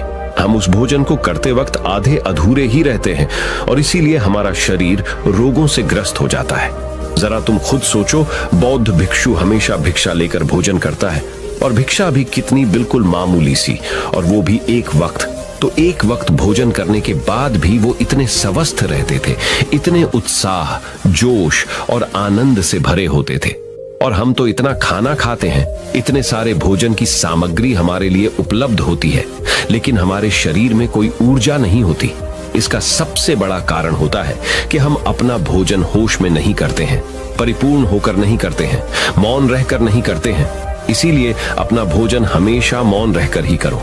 तीसरी जगह जहां पर अगर आपने चुप रहना सीख लिया तो इसका मतलब यह है कि आपने अपने ऊपर विजय हासिल कर ली। जी हां, गुस्से में शांत रहना या चुप रहना इतना आसान नहीं होता है। अक्सर हम गुस्से से भरकर कुछ ऐसे शब्द या अपशब्द बोल जाते हैं जिसका पछतावा हमें हमेशा बाद में होता रहता है। लेकिन जुबान से निकला हुआ शब्द वापस नहीं हो सकता, उस शब्द को मिटाया भी नहीं जा सकता। अब वो जिंदगी भर हमारे दामन से जुड़ चुका है और वो गुस्से में बोला गया। अब शब्द हमारे मन को समय समय पर बेचैन करता रहता है, दुखी करता रहता है, लेकिन गुस्से के वक्त चुप रहना सीखना भी एक बहुत बड़ी कला होती है। गुस्से में आदमी का अपने ऊपर काबू कहां रहता है, अपनी इंद्रियों को वश में कहां रख पाता है। इसीलिए इस कला को आप तभी सीख सकते हैं जब आप गुस्सा भी होश में रहकर कर पाए। जब भी आपको गुस्सा आए, आपके दिमाग में सिर्फ एक ही बात आए कि मुझे चुप रहना है, मुझे किसी से कुछ गाली गलौच नहीं करना, किसी को कोई अपशब्द नहीं बोलना। और जब ये विचार गुस्से के साथ जुड़ जाता है और धीरे धीरे ये आदत बन जाता है, तो आप अपने गुस्से को भी काबू में करना सीख जाते हैं। जब भी कभी गुस्सा आए तो किसी को कुछ बोलने की बजाय कुछ शारीरिक व्यायाम करना शुरू कर, उछलना, भागना, दौड़ना, जिम करना, कुछ भी। आप ऐसा व्यायाम कर सकते हो जिसमें आपका शरीर थक जाए। आप पाएंगे कि जब आपका शरीर थक जाता है तो आपका मन भी शांत हो जाता है। आपने उस गुस्से की ऊर्जा को एक सकारात्मक रूप दे दिया। और यही बुद्धिमान व्यक्ति की पहचान होती है, जो दूसरों के तानों से भी अपना घर बना लेता है, अपनी कामयाबी के रास्ते निकाल लेता है। वही सच में बुद्धिमान आदमी है। जो जहर को भी दवा बनाकर इस्तेमाल करना सीख जाए, वही असली बुद्धिमान होता है। चौथी जगह जहां आप चुप रहेंगे तो आपके लिए वही सबसे ज्यादा बेहतर होगा, वही आपको सम्मान दिलाएगा। चौथी जगह है जब चार लोग आपस में बैठकर बातें कर रहे हो, कोई बैठक कर रहे हो, तो वहां पर जब चार लोग बात कर रहे होते हैं तो चारों लोग एक साथ तो बात कर नहीं सकते। एक बार में एक व्यक्ति बोलेगा और तीन सुनेंगे, तभी वो बैठक कामयाब हो पाएगी, तभी वो चर्चा सही रूप में आगे बढ़ पाएगी। लेकिन अगर कोई आदमी ऐसा बैठा हुआ है जो बीच में ही दूसरे की बात काटकर अपनी बात को ऊपर रखना चाहता है, तो ऐसे में वो चर्चा या वो बैठक आपको कहीं नहीं पहुंचाएगी और चारों लोगों के बीच आप सबसे मूर्ख कहलाओगे। अगर आपको अपनी बात कहनी है तो सामने वाले को अपनी बात पूरा करने दो, उसके बाद अपने विचार रखो। यही एक भद्र पुरुष या फिर कहीं अच्छे आदमी की पहचान होती है। और आखिरी जगह, अगर हमारे माता पिता हमें कुछ कह देते हैं, हमारे बड़े बुजुर्ग हमें किसी बात पर डांट देते हैं या हमें थप्पड़ भी मार देते हैं, तो ऐसी जगहों पे आपका चुप रहना ही उनके प्रति सम्मान दिखाएगा, उनके प्रति आदर का भाव व्यक्त होगा। अगर आप उनके सामने उनका विरोध कर देते हैं, उनका प्रतिरोध कर देते हैं, तो वो गुस्सा तो थोड़ी देर बाद शांत हो जाएगा, लेकिन वो कही गई बात, वो विरोध किया हुआ शब्द या फिर कुछ भी उल्टा सीधा हमेशा आपके मन को सताएगा और आपके माता पिता को हमेशा यही लगेगा कि आज ये हमारी इज्जत नहीं करता, आज ही हमारी बात नहीं मानता, क्योंकि ये कमाने लग गया है, ये बड़ा आदमी बन गया है। ऐसी ऐसी बातें उठेंगी, ऐसे ऐसे तंज कसे जाएंगे। इसीलिए ऐसी जगह पे आप मौन रहिए, चुप रहिए, कुछ मत बोलिए, अपने गुस्से को अपने अंदर ही पी लीजिए, कुछ व्यायाम कर लीजिए, भाग लीजिए, दौड़ लीजिए, आपका मन अपने आप शांत हो जाएगा। आखिर में बौद्ध भिक्षु ने अपनी बात को खत्म करते हुए कहा कि कम शब्दों में अपनी भावनाओं को उतारना सीखो। शब्द हथियार की तरह होते हैं, बोलो तो होश में बोलो, ध्यान में बोलो। जीवन शैली ऐसी बना लो कि आप जब भी बोलो पूरे होश में रहकर बोलो, पूरे आनंद के साथ बोलो, पूरे प्रेम के साथ बोलो। ऐसी वाणी बोलो जो दूसरे के दिल को ठंडक पहुंचाती हो, दूसरे के मन को भी शांत कर देती हो और वो तभी संभव है जब आप प्रतिपल होश में रहकर बोले। इसके बाद वो युवा लड़का बौद्ध भिक्षु के सामने नतमस्तक हो गया और उनको प्रणाम करते हुए अपने घर वापस लौट गया। अब हम जानेंगे महात्मा गौतम बुद्ध के अनुसार अपने मन को जल्दी से जल्दी वश में कैसे किया जाए। तो चलिए जानते हैं गौतम बुद्ध से शांति के फायदे। तो आपको पता चल गए अब गौतम बुद्ध के अनुसार अपने मन को कैसे संयमित किया जाए। चलिए उसके बारे में जानते हैं। भगवान गौतम बुद्ध कहते थे, ये संसार एक माया जाल है जो कि मनुष्य को अच्छाई भी दिखाता है और बुराई भी दिखाता है। कभी सुंदरता दिखाता है तो कभी दुर्बलता दिखाता है। कभी यह संसार मनुष्य को आकर्षित करता है और कभी कभी मनुष्य को इतना उलझा देता है कि मनुष्य को खुद के जीवन का ध्यान ही नहीं रहता। इसलिए संसार के माया जाल से बचने के लिए भगवान गौतम बुद्ध कहते हैं, जो पुरुष अपने खुद के इंद्रियों से कभी नहीं हारा वह संसार से या पूरे ब्रह्मांड के किसी भी चीज से कभी हार ही नहीं सकता। वह मनुष्य जहां भी हो उसकी विजय निश्चित है। दोस्तों, आपको बता दे कि इंद्रियों का मतलब होता है कान, नाक, त्वचा, जीभ, हाथ। इन 5 शरीर के भागों को मुख्य इंद्रियां कहा जाता है। इन इंद्रियों को जो पुरुष या स्त्री अपने मन से संयमित कर पाते हैं वह पुरुष या स्त्री बड़ी ही आसानी से संसार के महासागर को पार कर लेते हैं। यानी कि किसी भी चीज से वह आकर्षित नहीं होते और अपना कर्म बड़े ही विश्वास के साथ करते रहते हैं। ऐसे ही मनुष्य संसार में या इस लोक में या परलोक में बार बार विजयी होते रहते हैं। तो चलिए जानते हैं कि हमारे मन को कैसे वश में किया जाए ताकि हम इस संसार के माया जाल में फिर से ना फंसे। भगवान गौतम बुद्ध कहते हैं, मन को वश में करने के लिए सबसे पहले आपको यह जानना होगा कि आपके शरीर से श्रेष्ठ आपकी इंद्रियां होती हैं। आपकी इंद्रियों से श्रेष्ठ आपका मन होता है और आपके मन से श्रेष्ठ आपकी बुद्धि होती है और अंततः बुद्धि से श्रेष्ठ आपका आत्मा होता है और आत्मा से भी श्रेष्ठ परमात्मा होते हैं, यानी भगवान होते हैं। तो अगर आपके मन को वश में करना है तो सबसे पहले आपकी बुद्धि में यह विचार करें कि मैं आज से बुरे कामों के बारे में सोचूंगा भी नहीं और मेरे अच्छे काम विश्वास से करता रहूंगा। दोस्तों, अगर आप बुरी आदतों के बारे में सोचोगे ही नहीं तो वह आदतें आपकी बुद्धि पर हावी नहीं होगी और आप कभी गलत काम नहीं करोगे। तो सबसे पहली बात तो यह है कि अपने बुद्धि में से बुरी आदतों को निकाल दो और अपनी बुद्धि में जो भी आपका काम है उस काम के बारे में विचार डालना शुरू कर दो। फिर आपकी बुद्धि आपके मन को आपके काम के बारे में संदेश देगी और मन सभी इंद्रियों को वश में करके आपके काम के ऊपर लगा देगा। तो इसी तरह से करते करते आपका मन एक दिन अवश्य ही वश में हो जाएगा और जिस व्यक्ति का मन वश में हो जाता है उस व्यक्ति के मन में हमेशा ही भगवान वास करते हैं। तो देखा दोस्तों, मन को वश में करने के लिए सबसे पहले आपको अपनी बुद्धि को अपने काम के बारे में ज्ञान देना होगा और बुद्धि में से बुरी आदतों को बिल्कुल निकलना होगा, यानी कि उनके बारे में सोचना ही छोड़ना होगा। तब जाकर आप अपने मन को वश में अवश्य ही कर पाओगे और जब आप पूर्णतः आप अपने मन को वश में कर लोगे तब आपके लिए सुख दुख सर्दी गर्मी और मान अपमान सब एक जैसा होगा और आप इस दुनिया के माया से परे हो जाओगे। आपको कोई भी चीज आकर्षित नहीं कर पाएगी, उल्टा आपसे ही लोग आकर्षित होंगे और आप जैसा भी काम करते हैं लोग भी आपको देखकर वैसा ही काम करेंगे और लोगों को आप एक आकर्षित और बुद्धिमान मनुष्य लगोगे। इसलिए हमारे भागवत गीता में भगवान कृष्ण ने यह कहा है कि मन का सारा खेल है, मन के हारे हार है और मन के जीते जीत है। ऐसा ही हमारे भगवान बुद्ध ने और ना जाने कितने सफल लोगों ने कहा है। भगवान बुद्ध ने कहा है कि जिसने अपने मन को वश में कर लिया है उसकी जीत को देवता भी हार में नहीं बदल सकते हैं। अर्थात मन को वश में करने का नाम ही आत्म संयम है, जिसका अर्थ है अपने आप को वश में करना, अर्थात मन, वचन और कर्म पर अधिकार प्राप्त करना, ताकि शरीर से कोई अशुभ कार्य न होने पाए, जिससे कोई अपशब्द न निकले और मन में कभी अशुभ विचार न उठने पाए। यदि मनुष्य अपनी इंद्रियों का प्रयोग उचित ढंग से करता है तो ही उस मनुष्य को दूसरों को ज्ञान देने का अधिकार है। यदि उसका अपने मन पर अधिकार नहीं है, उचित और अनुचित का ज्ञान नहीं है, तो वह मनुष्य के पद से गिरकर अन्य योनियों में गिने जाने योग्य हो सकता है। एक कथन है कि हम जैसा सोचते हैं वैसा ही बन जाते हैं। वास्तव में यह विचार नहीं अपितु विचारों का संसार है।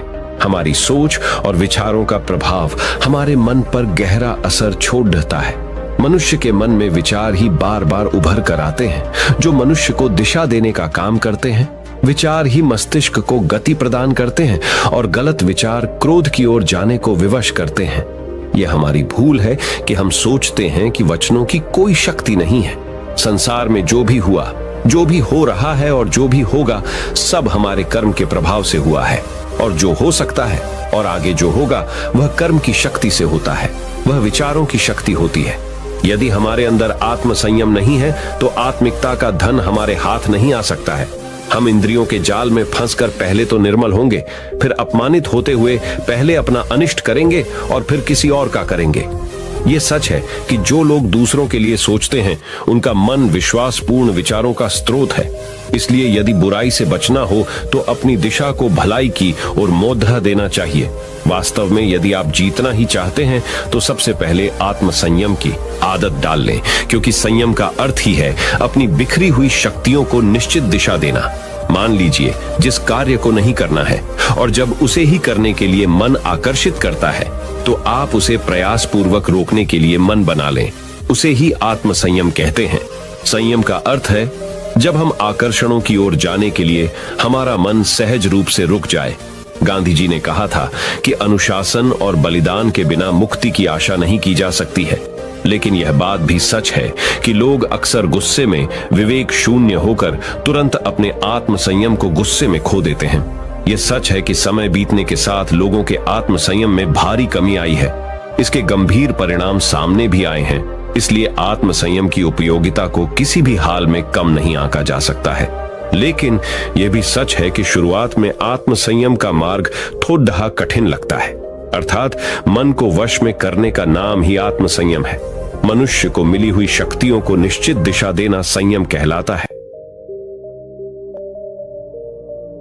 जीवन में असंभव कुछ भी नहीं है। जब जागो तब सवेरा होता है। अगर आपको यह लगता है कि मेरे जीवन में बहुत से बुरे काम किए हुए हैं और अब इन गलत कामों को सुधारने के लिए कोई भी विकल्प नहीं है, तो आपको गौतम बुद्ध के जीवन की यह कहानी एक बार अवश्य सुननी चाहिए।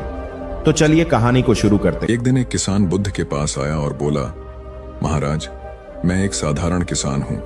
बीज बोकर, हल चलाकर अनाज उत्पन्न करता हूं और तब उसे ग्रहण करता हूं, किंतु इससे मेरे मन को तसल्ली नहीं मिलती। मैं कुछ ऐसा करना चाहता हूं जिससे मेरे खेत में अमृतत्व के फल उत्पन्न हो। आप मुझे मार्गदर्शन दीजिए जिससे मेरे खेत में अमृतत्व के फल उत्पन्न होने लगे। बात सुनकर बुद्ध मुस्कुराकर बोले, भले व्यक्ति, तुम्हें अमृतत्व का फल तो अवश्य मिल सकता है, किंतु इसके लिए तुम्हें खेत में बीज न बोकर अपने मन में बीज बोने होंगे। यह सुनकर किसान हैरानी से बोला, प्रभु, आप यह क्या कह रहे हैं? भला मन के बीज बोकर भी फल प्राप्त हो सकते हैं? बुद्ध बोले, बिल्कुल हो सकते हैं, और इन बीजों से तुम्हें जो फल प्राप्त होंगे वे वाकई साधारण न होकर अद्भुत होंगे, जो तुम्हारे जीवन को भी सफल बनाएंगे और तुम्हें नेकी की राह दिखाएंगे। किसान ने कहा, प्रभु, तब तो मुझे अवश्य बताइए कि मैं मन में बीज कैसे बोऊं? बुद्ध बोले, तुम मन में विश्वास के बीज बो, विवेक का हल चलाओ, ज्ञान के जल से उसे सींचो और उसमें नम्रता का उर्वरक डालो। इससे तुम्हें अमृतत्व का फल प्राप्त होगा। उसे खाकर तुम्हारे सारे दुख दूर हो जाएंगे और तुम्हें असीम शांति का अनुभव होगा। बुद्ध से अमृतत्व के फल की प्राप्ति की बात सुनकर किसान की आंखें खुल गईं। वह समझ गया कि अमृतत्व का फल सद्विचारों के द्वारा ही प्राप्त किया जा सकता है। गौतम बुद्ध किसी उपवन में विश्राम कर रहे थे। तभी बच्चों का एक झुंड आया और पेड़ पर पत्थर मारकर आम गिराने लगा। एक पत्थर बुद्ध के सर पर लगा और उससे खून बहने लगा। बुद्ध की आंखों में आंसू आ गए। बच्चों ने देखा तो भयभीत हो गए। उन्हें लगा कि अब बुद्ध उन्हें भला बुरा कहेंगे। बच्चों ने उनके चरण पकड़ लिए और उनसे क्षमा याचना करने लगे। उनमें से एक बच्चे ने कहा, हमसे बड़ी भूल हो गई है, मेरी वजह से आपको पत्थर लगा और आपके आंसू आ गए। इस पर बुद्ध ने कहा, बच्चों, मैं इसलिए दुखी हूं कि तुमने आम के पेड़ पर पत्थर मारा तो पेड़ ने बदले में तुम्हें मीठे फल दिए, लेकिन मुझे मारने पर मैं तुम्हें सिर्फ भय दे सका। एक बार भगवान बुद्ध अपने अनुयायियों के साथ किसी गांव में उपदेश देने जा रहे थे। उस गांव से पूर्व ही मार्ग में उन लोगों को जगह जगह बहुत सारे गड्ढे खुदे हुए मिले। बुद्ध के एक शिष्य ने उन गड्ढों को देखकर जिज्ञासा प्रकट की, आखिर इस तरह के गड्ढे खुदे होने का तात्पर्य क्या है? बुद्ध बोले, पानी की तलाश में किसी व्यक्ति ने इतने गड्ढे खोदे हैं। यदि वह धैर्यपूर्वक एक ही स्थान पर गड्ढा खोदता तो उसे पानी अवश्य मिल जाता, पर वह थोड़ी देर गड्ढा खोदता और पानी न मिलने पर दूसरा गड्ढा खोदना शुरू कर देता। व्यक्ति को परिश्रम करने के साथ धैर्य भी रखना चाहिए। एक बार भगवान बुद्ध भिक्षा के लिए एक किसान के यहाँ पहुंचे। तथागत को भिक्षा के लिए आया देखकर किसान उपेक्षा से बोला, श्रमण, मैं हल जोतता हूं और तब खाता हूं। तुम्हें भी हल जोतना और बीज बोना चाहिए और तब खाना खाना चाहिए। बुद्ध ने कहा, महाराज, मैं भी खेती ही करता हूं। इस पर किसान को जिज्ञासा हुई। बोले, गौतम, मैं न तुम्हारा हल देखता हूं, न बैल और न खेती के स्थल। तब आप कैसे कहते हैं कि आप भी खेती ही करते हैं? आप कृपया अपनी खेती के संबंध में समझाइए। बुद्ध ने कहा, महाराज, मेरे पास श्रद्धा का बीज, तपस्या रूपी वर्षा, प्रजा रूपी जोत और हल है। पाप भीरुता का दंड है, विचार रूपी रस्सी है, स्मृति और जागरूकता रूपी हल की फाल और पेनी है। मैं वचन और कर्म में संयत रहता हूं। मैं अपनी इस खेती को बेकार घास से मुक्त रखता हूं और आनंद की फसल काट लेने तक प्रयत्नशील रहने वाला हूं। अप्रमाद मेरा बैल है, जो बाधाएं देखकर भी पीछे मुंह नहीं मोड़ता है। वह मुझे सीधा शांति धाम तक ले जाता है। इस प्रकार मैं अमृत की खेती करता हूं। एक बार बुद्ध से मल्लुक्य पुत्र ने पूछा, भगवान, आपने आज तक यह नहीं बताया कि मृत्यु के उपरांत क्या होता है। उसकी बात सुनकर बुद्ध मुस्कुराए। फिर उन्होंने उससे पूछा, पहले मेरी एक बात का जवाब दो। अगर कोई व्यक्ति कहीं जा रहा हो और अचानक कहीं से आकर उसके शरीर में एक विषबुझा बाण घुस जाए तो उसे क्या करना चाहिए? पहले शरीर में घुसे बाण को हटाना ठीक रहेगा या फिर देखना कि बाण किधर से आया है और किसे लक्ष्य कर मारा गया है? मल्लु के पुत्र ने कहा, पहले तो शरीर में घुसे बाण को तुरंत निकालना चाहिए, अन्यथा विष पूरे शरीर में फैल जाएगा। बुद्ध ने कहा, बिल्कुल ठीक कहा तुमने। अब यह बताओ कि पहले इस जीवन के दुखों के निवारण का उपाय किया जाए या मृत्यु की बाद की बातों के बारे में सोचा जाए? मल्लुक के पुत्र अब समझ चुका था और उसकी जिज्ञासा शांत हो गई। एक दिन एक व्यक्ति बुद्ध के पास पहुंचा। वह बहुत अधिक तनाव में था। अनेक प्रश्न उसके दिमाग में घूम घूम कर उसे परेशान कर रहे थे, जैसे आत्मा क्या है, आदमी मृत्यु के बाद कहां जाता है, सृष्टि का निर्माता कौन है, स्वर्ग नरक की अवधारणा कहां तक सच है और ईश्वर है या नहीं। उसे इन प्रश्नों के उत्तर नहीं मिल रहे थे। जब वह बुद्ध के पास पहुंचा तो उसने देखा कि बुद्ध को कई लोग घेर कर बैठे हैं। बुद्ध उन सभी के प्रश्नों व जिज्ञासाओं का समाधान अत्यंत सहज भाव से कर रहे हैं। काफी देर तक यह क्रम चलता रहा, किंतु बुद्ध धैर्यपूर्वक हर एक को संतुष्ट करते रहे। बेचारा व्यक्ति वहां का हाल देखकर परेशान हो गया। उसने सोचा कि इन्हें दुनियादारी के मामलों में पड़ने से क्या लाभ, अपना भगवत भजन करें और बुनियादी समस्याओं से ग्रस्त इन लोगों को भगाएं। किंतु बुद्ध का व्यवहार देखकर तो ऐसा लग रहा था मानो इन लोगों का दुख उनका अपना दुख है। आखिर उस व्यक्ति ने पूछ ही लिया, महाराज, आपको इन सांसारिक बातों से क्या लेना देना? बुद्ध बोले, मैं ज्ञानी नहीं हूं और इंसान हूं। वैसे भी वह ज्ञान किस काम का जो इतना घमंडी और आत्म केंद्रित हो कि अपने अतिरिक्त दूसरे की चिंता ही न कर सके। ऐसा ज्ञान तो अज्ञान से भी बुरा है। बुद्ध की बातें सुनकर व्यक्ति की उलझन दूर हो गई। उस दिन से उसकी सोच व आचरण दोनों बदल गए। कथा का सार यह है कि ज्ञान तभी सार्थक होता है जब वह लोक कल्याण में संलग्न हो। महात्मा बुद्ध एक गांव में ठहरे हुए थे। वे प्रतिदिन शाम को वहां पर सत्संग करते थे। भक्तों की भीड़ होती थी क्योंकि उनके प्रवचनों से जीवन को सही दिशा बोध प्राप्त होता था। बुद्ध की वाणी में गजब का जादू था। उनके शब्द श्रोता के दिल में उतर जाते थे। एक युवक प्रतिदिन बुद्ध का प्रवचन सुनता था। एक दिन जब प्रवचन समाप्त हो गए तो वह बुद्ध के पास गया और बोला, महाराज, मैं काफी दिनों से आपके प्रवचन सुन रहा हूं, किंतु यहां से जाने के बाद मैं अपने गृहस्थ जीवन में वैसा सदाचरण नहीं कर पाता जैसा यहां से सुनकर जाता हूं। इससे सत्संग के महत्व पर शंका भी होने लगती है। बताइए, मैं क्या करूं? बुद्ध ने युवक को बांस की एक टोकरी देते हुए उसमें पानी भरकर लाने के लिए कहा। युवक टोकरी में जल भरने में असफल रहा। बुद्ध ने यह कार्य निरंतर जारी रखने के लिए कहा। युवक प्रतिदिन टोकरी में जल भरने का प्रयास करता, किंतु सफल नहीं हो पाता। कुछ दिनों बाद बुद्ध ने उससे पूछा, इतने दिनों से टोकरी में लगातार जल डालने से क्या टोकरी में कोई फर्क नजर आया? युवक बोला, एक फर्क जरूर नजर आया है। पहले टोकरी के साथ मिट्टी जमा होती थी, अब वह साफ दिखाई देती है, कोई गंदगी नहीं दिखाई देती है, और इसके छेद पहले जितने बड़े नहीं रह गए, वे बहुत छोटे हो गए हैं। तब बुद्ध ने उसे समझाया, यदि इसी तरह उसे पानी में निरंतर डालते रहोगे तो कुछ ही दिनों में ये छेद फूल कर बंद हो जाएंगे और टोकरी में पानी भर पाओगे। इसी प्रकार जो निरंतर सत्संग करते हैं उनका मन एक दिन अवश्य निर्मल हो जाता है, अवगुणों के छिद्र भरने लगते हैं और गुणों का जल भरने लगता है। युवक ने बुद्ध से अपनी समस्या का समाधान पा लिया।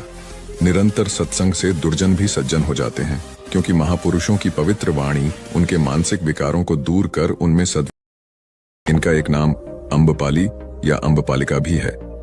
आम्रपाली अत्यंत सुंदर थी और कहते हैं जो भी उसे एक बार देख लेता वह उस पर मुग्ध हो जाता था। अजातशत्रु उसके प्रेमियों में था और उस समय के उपलब्ध साहित्य में अजातशत्रु के पिता बिंबसार को भी गुप्त रूप से उसका प्रणयार्थी बताया गया है। आम्रपाली को लेकर भारतीय भाषाओं में बहुत से काव्य, नाटक और उपन्यास लिखे गए हैं। एक बार की बात है, महात्मा बुद्ध अपने शिष्यों के साथ घूमते हुए वैशाली नगरी में पहुंचे। वैशाली को उस समय 16 महाजनपदों में एक महत्वपूर्ण जनपद माना जाता था, जिसकी ख्याति दूर दूर तक फैली हुई थी। यह नगरी परम वैभवशाली और हर तरफ से संपन्न थी। महात्मा बुद्ध के आने की बात पूरे नगर में फैलते देर न लगी। जिसे जब पता चलता वह तभी उनसे मिलने पहुंच जाता और उनके उपदेश सुनकर खुद को भाग्यशाली समझता। बुद्ध का चरित्र ही ऐसा प्रभावशाली था कि उनसे प्रभावित हुए बिना कोई नहीं रह सका। उस नगर की गणिका और राजनर्तकी आम्रपाली भी बुद्ध से मिलने की इच्छुक थी। वह खुद महात्मा बुद्ध के पास चलकर आई और उन्हें अपने घर भोजन के लिए आमंत्रित किया। उसने इतने सरल और प्रेम भाव से बुद्ध से विनती की कि बुद्ध मना नहीं कर सके। जब यह बात उनके शिष्यों को पता चला कि महात्मा बुद्ध ने एक गणिका का आमंत्रण स्वीकार किया है, तो सबने इसका विरोध किया। महात्मा बुद्ध ने बड़ी सरलता से अपने शिष्यों से कहा, मैंने तो उसकी प्रेम भावना देखी। उसने जिस भावना से मुझे बुलाया है वह बिल्कुल पवित्र और निश्चल था। वह आज मुझसे मिलने एक गणिका बनकर नहीं बल्कि एक भक्ति भाव से आई थी। फिर भला मैं कैसे उसका आमंत्रण स्वीकार न करता, वह चाहे एक वेश्या हो या फिर कोई सन्यासी। यथा समय बुद्ध आम्रपाली के घर भोजन के लिए गए। वह पहले से ही भोजन की सारी व्यवस्था करके भगवान बुद्ध के आने की राह देख रही थी। मन में यह विचार भी आ रहा था कि कहीं बुद्ध अपनी बात से मुकर न जाए। इतने बड़े सन्यासी भला क्यों एक वेश्या के बुलाने पर उसके घर आकर भोजन करेंगे। परंतु जैसे ही आम्रपाली ने बुद्ध को अपने घर आते देखा, उसकी प्रसन्नता का ठिकाना न रहा। वह दौड़कर दरवाजे पर गई और उनका स्वागत किया। खुद अपने हाथों से भोजन परोसा और उनकी आवभगत की। महात्मा बुद्ध के शिष्यों ने जो उनके साथ आए थे, जब एक वेश्या को, जिसके कदमों में खुद सम्राट बिंबिसार से लेकर अजातशत्रु थे, पूरी वैशाली जिसके एक झलक पाने के लिए तरसती थी, उसे एक सन्यासी के लिए ऐसा व्यवहार करते देख बुद्ध के शिष्यों के मन में अपने गुरु के लिए सम्मान और ज्यादा बढ़ गया। आम्रपाली ने महात्मा बुद्ध के व्यक्तित्व के बारे में जैसा सुना था, उनसे मिलने के बाद वह उससे ज्यादा प्रभावित हुई और उसी समय वह बुद्ध की शरण में चली गई। अपनी सारी संपत्ति वह बौद्ध मठ के नाम करके आजीवन भिक्षुणी बन गई। बहुत पुरानी बात है। गौतम बुद्ध एक शहर में प्रवास कर रहे थे। उनके कुछ शिष्य भी उनके साथ थे। उनके शिष्य एक दिन शहर में घूमने निकले तो उस शहर के लोगों ने उन्हें बहुत बुरा भला कहा। शिष्यों को बहुत बुरा लगा और वे वापस लौट गए। गौतम बुद्ध ने जब देखा कि उनके सभी शिष्य बहुत क्रोध में दिख रहे हैं, तो उन्होंने पूछा, क्या बात है, आप सभी इतने तनाव में क्यों दिख रहे हैं? तभी एक शिष्य क्रोध में बोला, हमें यहाँ से तुरंत प्रस्थान करना चाहिए। जब हम बाहर शहर में घूमने गए तो यहाँ के लोगों ने बिना वजह हमें बहुत बुरा भला कहा। जहाँ हमारा सम्मान न हो वहाँ हमें एक पल भी नहीं रहना चाहिए। यहाँ के लोग सिर्फ दुर्व्यवहार के सिवा कुछ जानते ही नहीं हैं। गौतम बुद्ध ने मुस्कुराकर कहा, क्या किसी और जगह पर तुम सद्व्यवहार की अपेक्षा रखते हो? दूसरा शिष्य बोला, इस शहर से तो भले लोग ही होंगे। तब गौतम बुद्ध बोले, किसी जगह को सिर्फ इसलिए छोड़ देना गलत होगा कि वहां के लोग दुर्व्यवहार करते हैं। हम तो संत हैं, हमें तो कुछ ऐसा करना चाहिए कि जिस स्थान पर भी जाएं, उस स्थान को तब तक न छोड़े जब तक अपनी अच्छाइयों से वहां के लोगों को सुधार न दें। हम जिस भी स्थान पर जाएं, वहां के लोगों का कुछ न कुछ भला करके ही वापस लौटें। हमारे अच्छे व्यवहार के बाद वह कब तक बुरा व्यवहार करेंगे? आखिर में उन्हें सुधरना ही होगा। वास्तविकता में संतों का कार्य तो ऐसे लोगों को सुधारना ही होता है। सही चुनौती वो है जब हम विपरीत परिस्थितियों में खुद को साबित कर सकें। ये सभी बातें सुनकर बुद्ध के प्रिय शिष्य आनंद ने प्रश्न किया, उत्तम व्यक्ति किसे कहते हैं? इस पर बुद्ध ने जवाब दिया, जिस प्रकार युद्ध में बढ़ता हुआ हाथी चारों तरफ के तीर सहते हुए भी आगे बढ़ता जाता है, ठीक उसी तरह उत्तम व्यक्ति भी दूसरों के अपशब्दों को सहते हुए अपना कार्य करता रहता है। खुद को वश में करने वाले प्राणी से उत्तम कोई और नहीं हो सकता। गौतम बुद्ध की बात शिष्यों को अच्छी तरह से समझ में आ गई और उन्होंने वहां से जाने का इरादा त्याग दिया।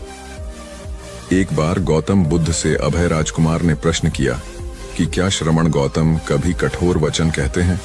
उसने सोच रखा था कि नहीं कहने पर वह बताएगा कि एक बार उन्होंने देवदत्त को नरकगामी कहा था, और यदि हाँ कहे तो उसने पूछा, जा सकता है कि जब आप कठोर शब्दों का प्रयोग करने से स्वयं को रोक नहीं पाते, तब दूसरों को ऐसा उपदेश कैसे देते हैं?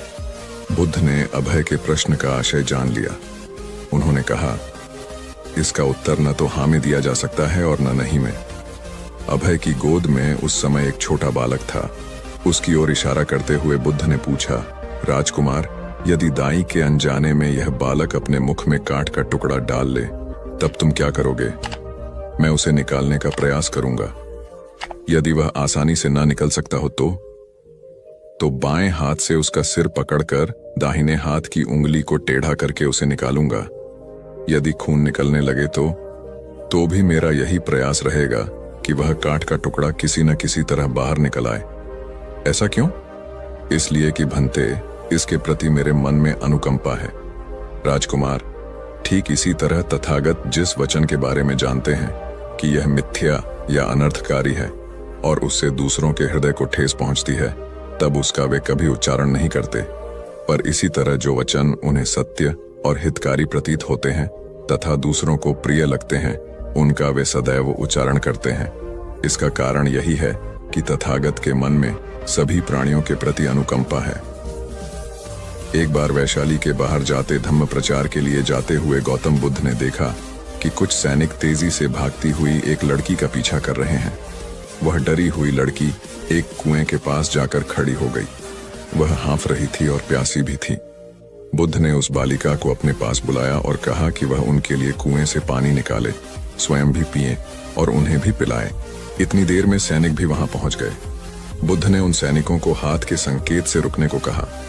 उनकी बात पर वह कन्या कुछ झेंपती हुई बोली, महाराज, मैं एक अछूत कन्या हूं। मेरे कुएं से पानी निकालने पर जल दूषित हो जाएगा। बुद्ध ने उससे फिर कहा, पुत्री, बहुत जोर की प्यास लगी है, पहले तुम पानी पिलाओ। इतने में वैशाली नरेश भी वहां आ पहुंचे। उन्हें बुद्ध को नमन किया और सोने के बर्तन में केवड़े और गुलाब का सुगंधित पानी पेश किया। बुद्ध ने उसे लेने से इनकार कर दिया। बुद्ध ने एक बार फिर बालिका से अपनी बात कही। इस बार बालिका ने साहस बटोरकर कुएं से पानी निकलकर स्वयं भी पिया और गौतम बुद्ध को भी पिलाया। पानी पीने के बाद बुद्ध ने बालिका से भय का कारण पूछा। कन्या ने बताया, मुझे संयोग से राजा के दरबार में गाने का अवसर मिला था। राजा ने मेरा गीत सुन मुझे अपने गले की माला पुरस्कार में दी, लेकिन उन्हें किसी ने बताया कि मैं अछूत कन्या हूं। यह जानते ही उन्होंने अपने सिपाहियों को मुझे कैद खाने में डाल देने का आदेश दिया। मैं किसी तरह उनसे बचकर यहां तक पहुंची थी। इस पर बुद्ध ने कहा, सुनो राजन, यह कन्या अछूत नहीं है, आप अछूत हैं। जिस बालिका के मधुर कंठ से निकले गीत का आपने आनंद उठाया, उसे पुरस्कार दिया, वह अछूत हो ही नहीं सकती। गौतम बुद्ध के सामने वह राजा लज्जित ही हो सकते थे। भगवान बुद्ध देव और मनुष्यों के शास्त्र थे, परंतु सबसे पहले वह मनुष्य थे। मनुष्य बढ़कर देवता बनता है, यह प्राचीन मान्यता थी। आज भी हम मनुष्यत्व के ऊपर देवत्व की बात करते हैं, परंतु बुद्ध ने इस क्रम को पलट दिया। उन्होंने कहा, यह जो मनुष्यता है वही देवताओं का सुगति प्राप्त करना कहलाती है। देवता जब सुगति प्राप्त करता है तब वह मनुष्य बनता है। देवताओं में विलास है, राग, द्वेष, ईर्ष्या और मोह भी वहां है। निर्वाण की साधना वहां नहीं हो सकती। इसके लिए देवताओं को मनुष्य बनना पड़ता है। मनुष्यों में ही देव पुरुष का आविर्भाव होता है, जिनको देवता नमस्कार करते हैं।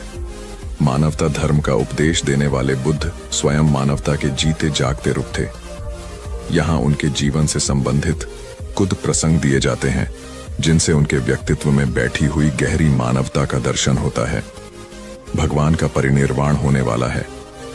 रात का पिछला पहर है। भिक्षु उनकी शैया को घेरे बैठे हैं। बुद्ध उन्हें उपदेश दे रहे हैं। कह रहे हैं, भिक्षुओं, बुद्ध, धर्म और संघ के विषय में कुछ शंका हो तो पूछ लो। पीछे मलाल मत करना कि भगवान हमारे सामने थे पर हम उनसे कुछ पूछ ना सके। कोई शिष्य नहीं बोलता। भगवान 3 बार कहते हैं पर कोई भिक्षु कुछ पूछने को नहीं उठता। भगवान को शंका होती है कि कहीं वे उनके गौरव का विचार करके पूछने में संकोच तो नहीं कर रहे। इसलिए वह कहते हैं, शायद भिक्षुओं, तुम मेरे गौरव के कारण नहीं पूछ रहे। जैसे मित्र मित्र से पूछता है, वैसे तुम मुझसे पूछो, तो प्रबंध हो गया। यह कहकर वहां से जाने लगा। उधर हिरण और कौआ अपने मित्र को ऐसे शिकारी के कैद में देखकर दुखी होने लगे। तभी शिकारी भोजन में कछुए को खाने वाला है। यह सुनकर हिरण और कौवे ने एक योजना बनाई। कौवे ने हिरण को कहा कि जैसे ही शिकारी यहां से जब जाने लगेगा तब तुम उसके सामने जाना। जब शिकारी तुम्हें देखेगा तो अपनी पोटली जमीन पर रखकर तुम्हें पकड़ने के लिए जैसे ही दौड़ेगा, मैं जमीन पर रखी हुई पोटली पकड़कर उड़ जाऊंगा और तुम वहां से भाग जाना। जैसे ही शिकारी वहां से जाने लगा, हिरनी उसके सामने आ गई। शिकारी ने हिरनी को पकड़ने के लिए पोटली जैसे ही जमीन पर रखी, कौआ अपनी चोंच में पोटली पकड़कर उड़ गया। शिकारी हिरण को पकड़ने के लिए दौड़ा और पीछे मुड़कर देखा, कौआ पोटली चोंच में पकड़कर उड़ रहा था और इधर हिरण पलक झपटे ही भाग गई। शिकारी निराश होकर घर लौट गया। कौवे ने पोटली को महफूज जगह पर रखा और कछुए को शिकारी के चंगुल से आजाद कराया और तीनों मित्र आनंद से रहने लगे। इससे हमें यह सीख मिलती है कि असली दोस्ताना वही जो समय पर काम आए। एक किसान था जिसके 2 बेटे थे। वह बहुत ही आलसी और निकम्मे थे। वह अपने पिता को कामकाज में हाथ बटाने के बजाय आलस किया करते थे, इधर उधर घूमते फिरते थे। किसान को अपने बेटों की बहुत फिक्र थी। वह सोचते थे कि मेरे मरने के बाद इनका क्या होगा, ये अपना पेट कैसे भरेंगे, अपने परिवार को कैसे संभाल पाएंगे। एक दिन किसान की हालत बहुत ही गंभीर थी। कहने का मतलब किसान मरने की हालत में था। तभी किसान ने अपने दोनों बेटों को बुलाकर उनसे कहा कि हमारे खेत में एक खजाना गड़ा हुआ है, लेकिन वह किस जगह है उसकी जानकारी मुझे भी नहीं है, लेकिन खोदने के बाद तुम्हें वो खजाना मिल जाएगा। इतना कहकर किसान भगवान को प्यारे हो गए। खजाने की खबर सुनकर दोनों बेटों के मन में लालच आ गया और वो दोनों खेत पर चले गए और खेत को खोदने लगे। खजाने के लालच में कुछ ही दिनों में पूरे खेत को खोदने के बाद वह घर जाकर बैठ गए और वह अपने पिता को कोसने लगे। इसी तरह कुछ महीने बीत गए और वर्षा ऋतु का आगमन हुआ। किसान के बेटों के पास पेट भरने के लिए सिर्फ एक ही जरिया था, वो थी खेती। तब बाकी किसानों की तरह किसान के बेटों ने खेत में बीज बोने शुरू कर दिए। वर्षा का पानी पाकर वह बीज अंकुरित हुए और देखते ही देखते खेत लहराने लगे। ऐसा लग रहा था कि हवा के झोंके से लहरा रहे थे। यह देखकर किसान के बेटे बहुत खुश हो गए। उनको समझ आ गया कि परिश्रम ही सच्चा धन होता है और वो उसी तरह से अपने पिता के शब्दों का मोल भी समझ गए और अपने कामकाज में लग गए। यही कहानी आज हम सबकी भी है। मित्रों, इसी पेड़ की तरह हमारे माता पिता भी होते हैं। जब हम छोटे होते हैं तो उनके साथ खेलकर बड़े होते हैं और बड़े होकर उन्हें छोड़कर चले जाते हैं और तभी वापस आते हैं जब हमें कोई जरूरत होती है। धीरे धीरे ऐसे ही जीवन बीत जाता है। हमें पेड़ रूपी माता पिता की सेवा करनी चाहिए, ना कि सिर्फ उनसे फायदा लेना चाहिए। इस कहानी में हमें दिखाई देता है कि उस पेड़ के लिए वह बच्चा बहुत महत्वपूर्ण था और वह बच्चा बार बार जरूरत के अनुसार उस सेब के पेड़ का उपयोग करता था, ये सब जानते हुए भी कि वह उसका केवल उपयोग ही कर रहा है। इसी तरह आजकल हम भी हमारे माता पिता का जरूरत के अनुसार उपयोग करते हैं और बड़े होने पर उन्हें भूल जाते हैं। हमें हमेशा हमारे माता पिता की सेवा करनी चाहिए, उनका सम्मान करना चाहिए और हमेशा, भले ही हम कितने भी व्यस्त क्यों ना हो, उनके लिए थोड़ा समय तो भी निकलते रहना चाहिए। एक समय की बात है, एक बार गौतम बुद्ध अपने शिष्यों के साथ बैठे हुए थे। तभी वहां एक व्यक्ति आया जो बहुत क्रोध में था और गौतम बुद्ध के पास आकर बहुत भला बुरा कहने लगा। गौतम बुद्ध के शिष्यों को बहुत गुस्सा आया, पर गौतम बुद्ध एकदम शांत थे। वह व्यक्ति वहां से चला गया। फिर अगले दिन वह दोबारा आ गया और आज तो वह और भी ज्यादा गुस्से में था और गौतम बुद्ध को और भी बुरा कहने लगा। परंतु आज भी गौतम बुद्ध एकदम शांत थे और मुस्कुरा रहे थे। पर गौतम बुद्ध के शिष्यों को बहुत गुस्सा आया। वह व्यक्ति कुछ देर चिल्लाता रहा, फिर चला गया। अगले दिन वह व्यक्ति फिर आया और आज तो हद ही कर दी उसने। आकर गौतम बुद्ध को गाली देने लगा। गौतम बुद्ध के शिष्यों को बहुत गुस्सा आया, परंतु आज भी गौतम बुद्ध एकदम शांत थे। इतना कुछ चलता रहा और बुद्ध मुस्कुरा रहे थे। यह क्रम कुछ दिन चलता रहा। फिर उस व्यक्ति ने आना छोड़ दिया। तब उनके एक शिष्य ने पूछा, गुरुजी, आप चाहते तो पहले दिन ही उस व्यक्ति को भगा सकते थे, पर आपने ऐसा क्यों नहीं किया? तब गौतम बुद्ध ने बड़ी नम्रता से कहा, अगर कोई व्यक्ति हमें कोई उपहार दे और हम उसे लेने से मना कर दे तो वह व्यक्ति क्या करेगा? शिष्य ने कहा, वह व्यक्ति अपना उपहार लेकर लौट जाएगा। तब गौतम बुद्ध ने कहा, मैंने भी ऐसा ही किया। उस व्यक्ति ने मुझे उपशब्द रूपी उपहार दिया, मैंने उसे लेने से मना कर दिया, मतलब उस पर कोई भी प्रतिक्रिया नहीं दी, तो व्यक्ति अपने वह अपशब्द वापस लेकर लौट गया। एक व्यक्ति की 3 साल की बेटी थी। एक दिन उस व्यक्ति ने देखा कि उसकी बेटी उसके एक बहुत सुंदर और महंगे गोल्ड पैकिंग पेपर से एक बॉक्स को लपेट रही थी। ये देखकर उस व्यक्ति को बहुत गुस्सा आया है। उसने अपनी बेटी को बहुत डांटा, तुमने मेरे इतनी कीमती पेपर को बेकार कर दिया, वो भी बिना किसी मतलब के।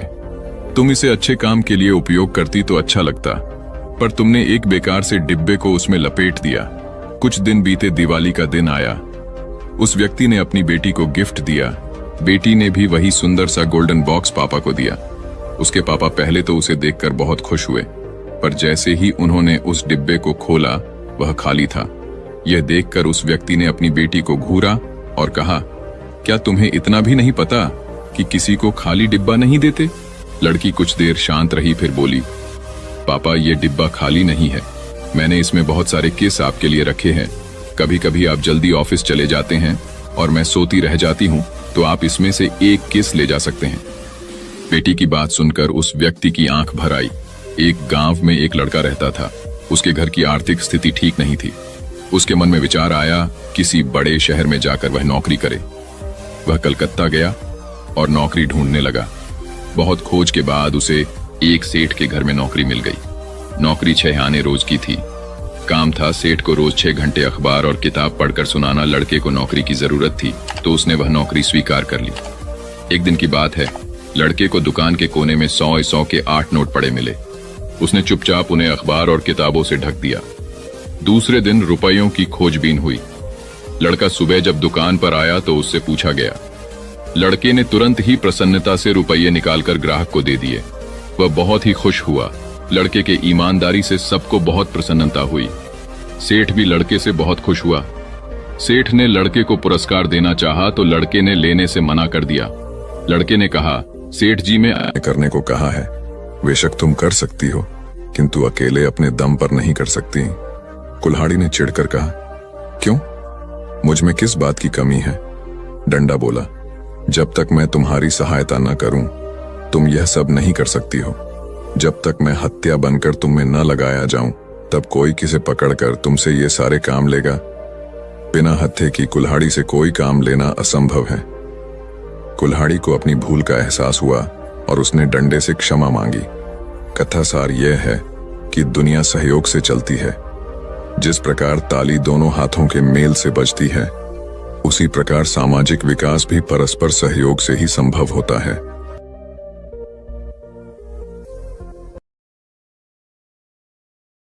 अगर आपको वीडियो पसंद आई हो तो वीडियो को लाइक करें और हमारे चैनल अकेला व्यक्ति को सब्सक्राइब करें। धन्यवाद।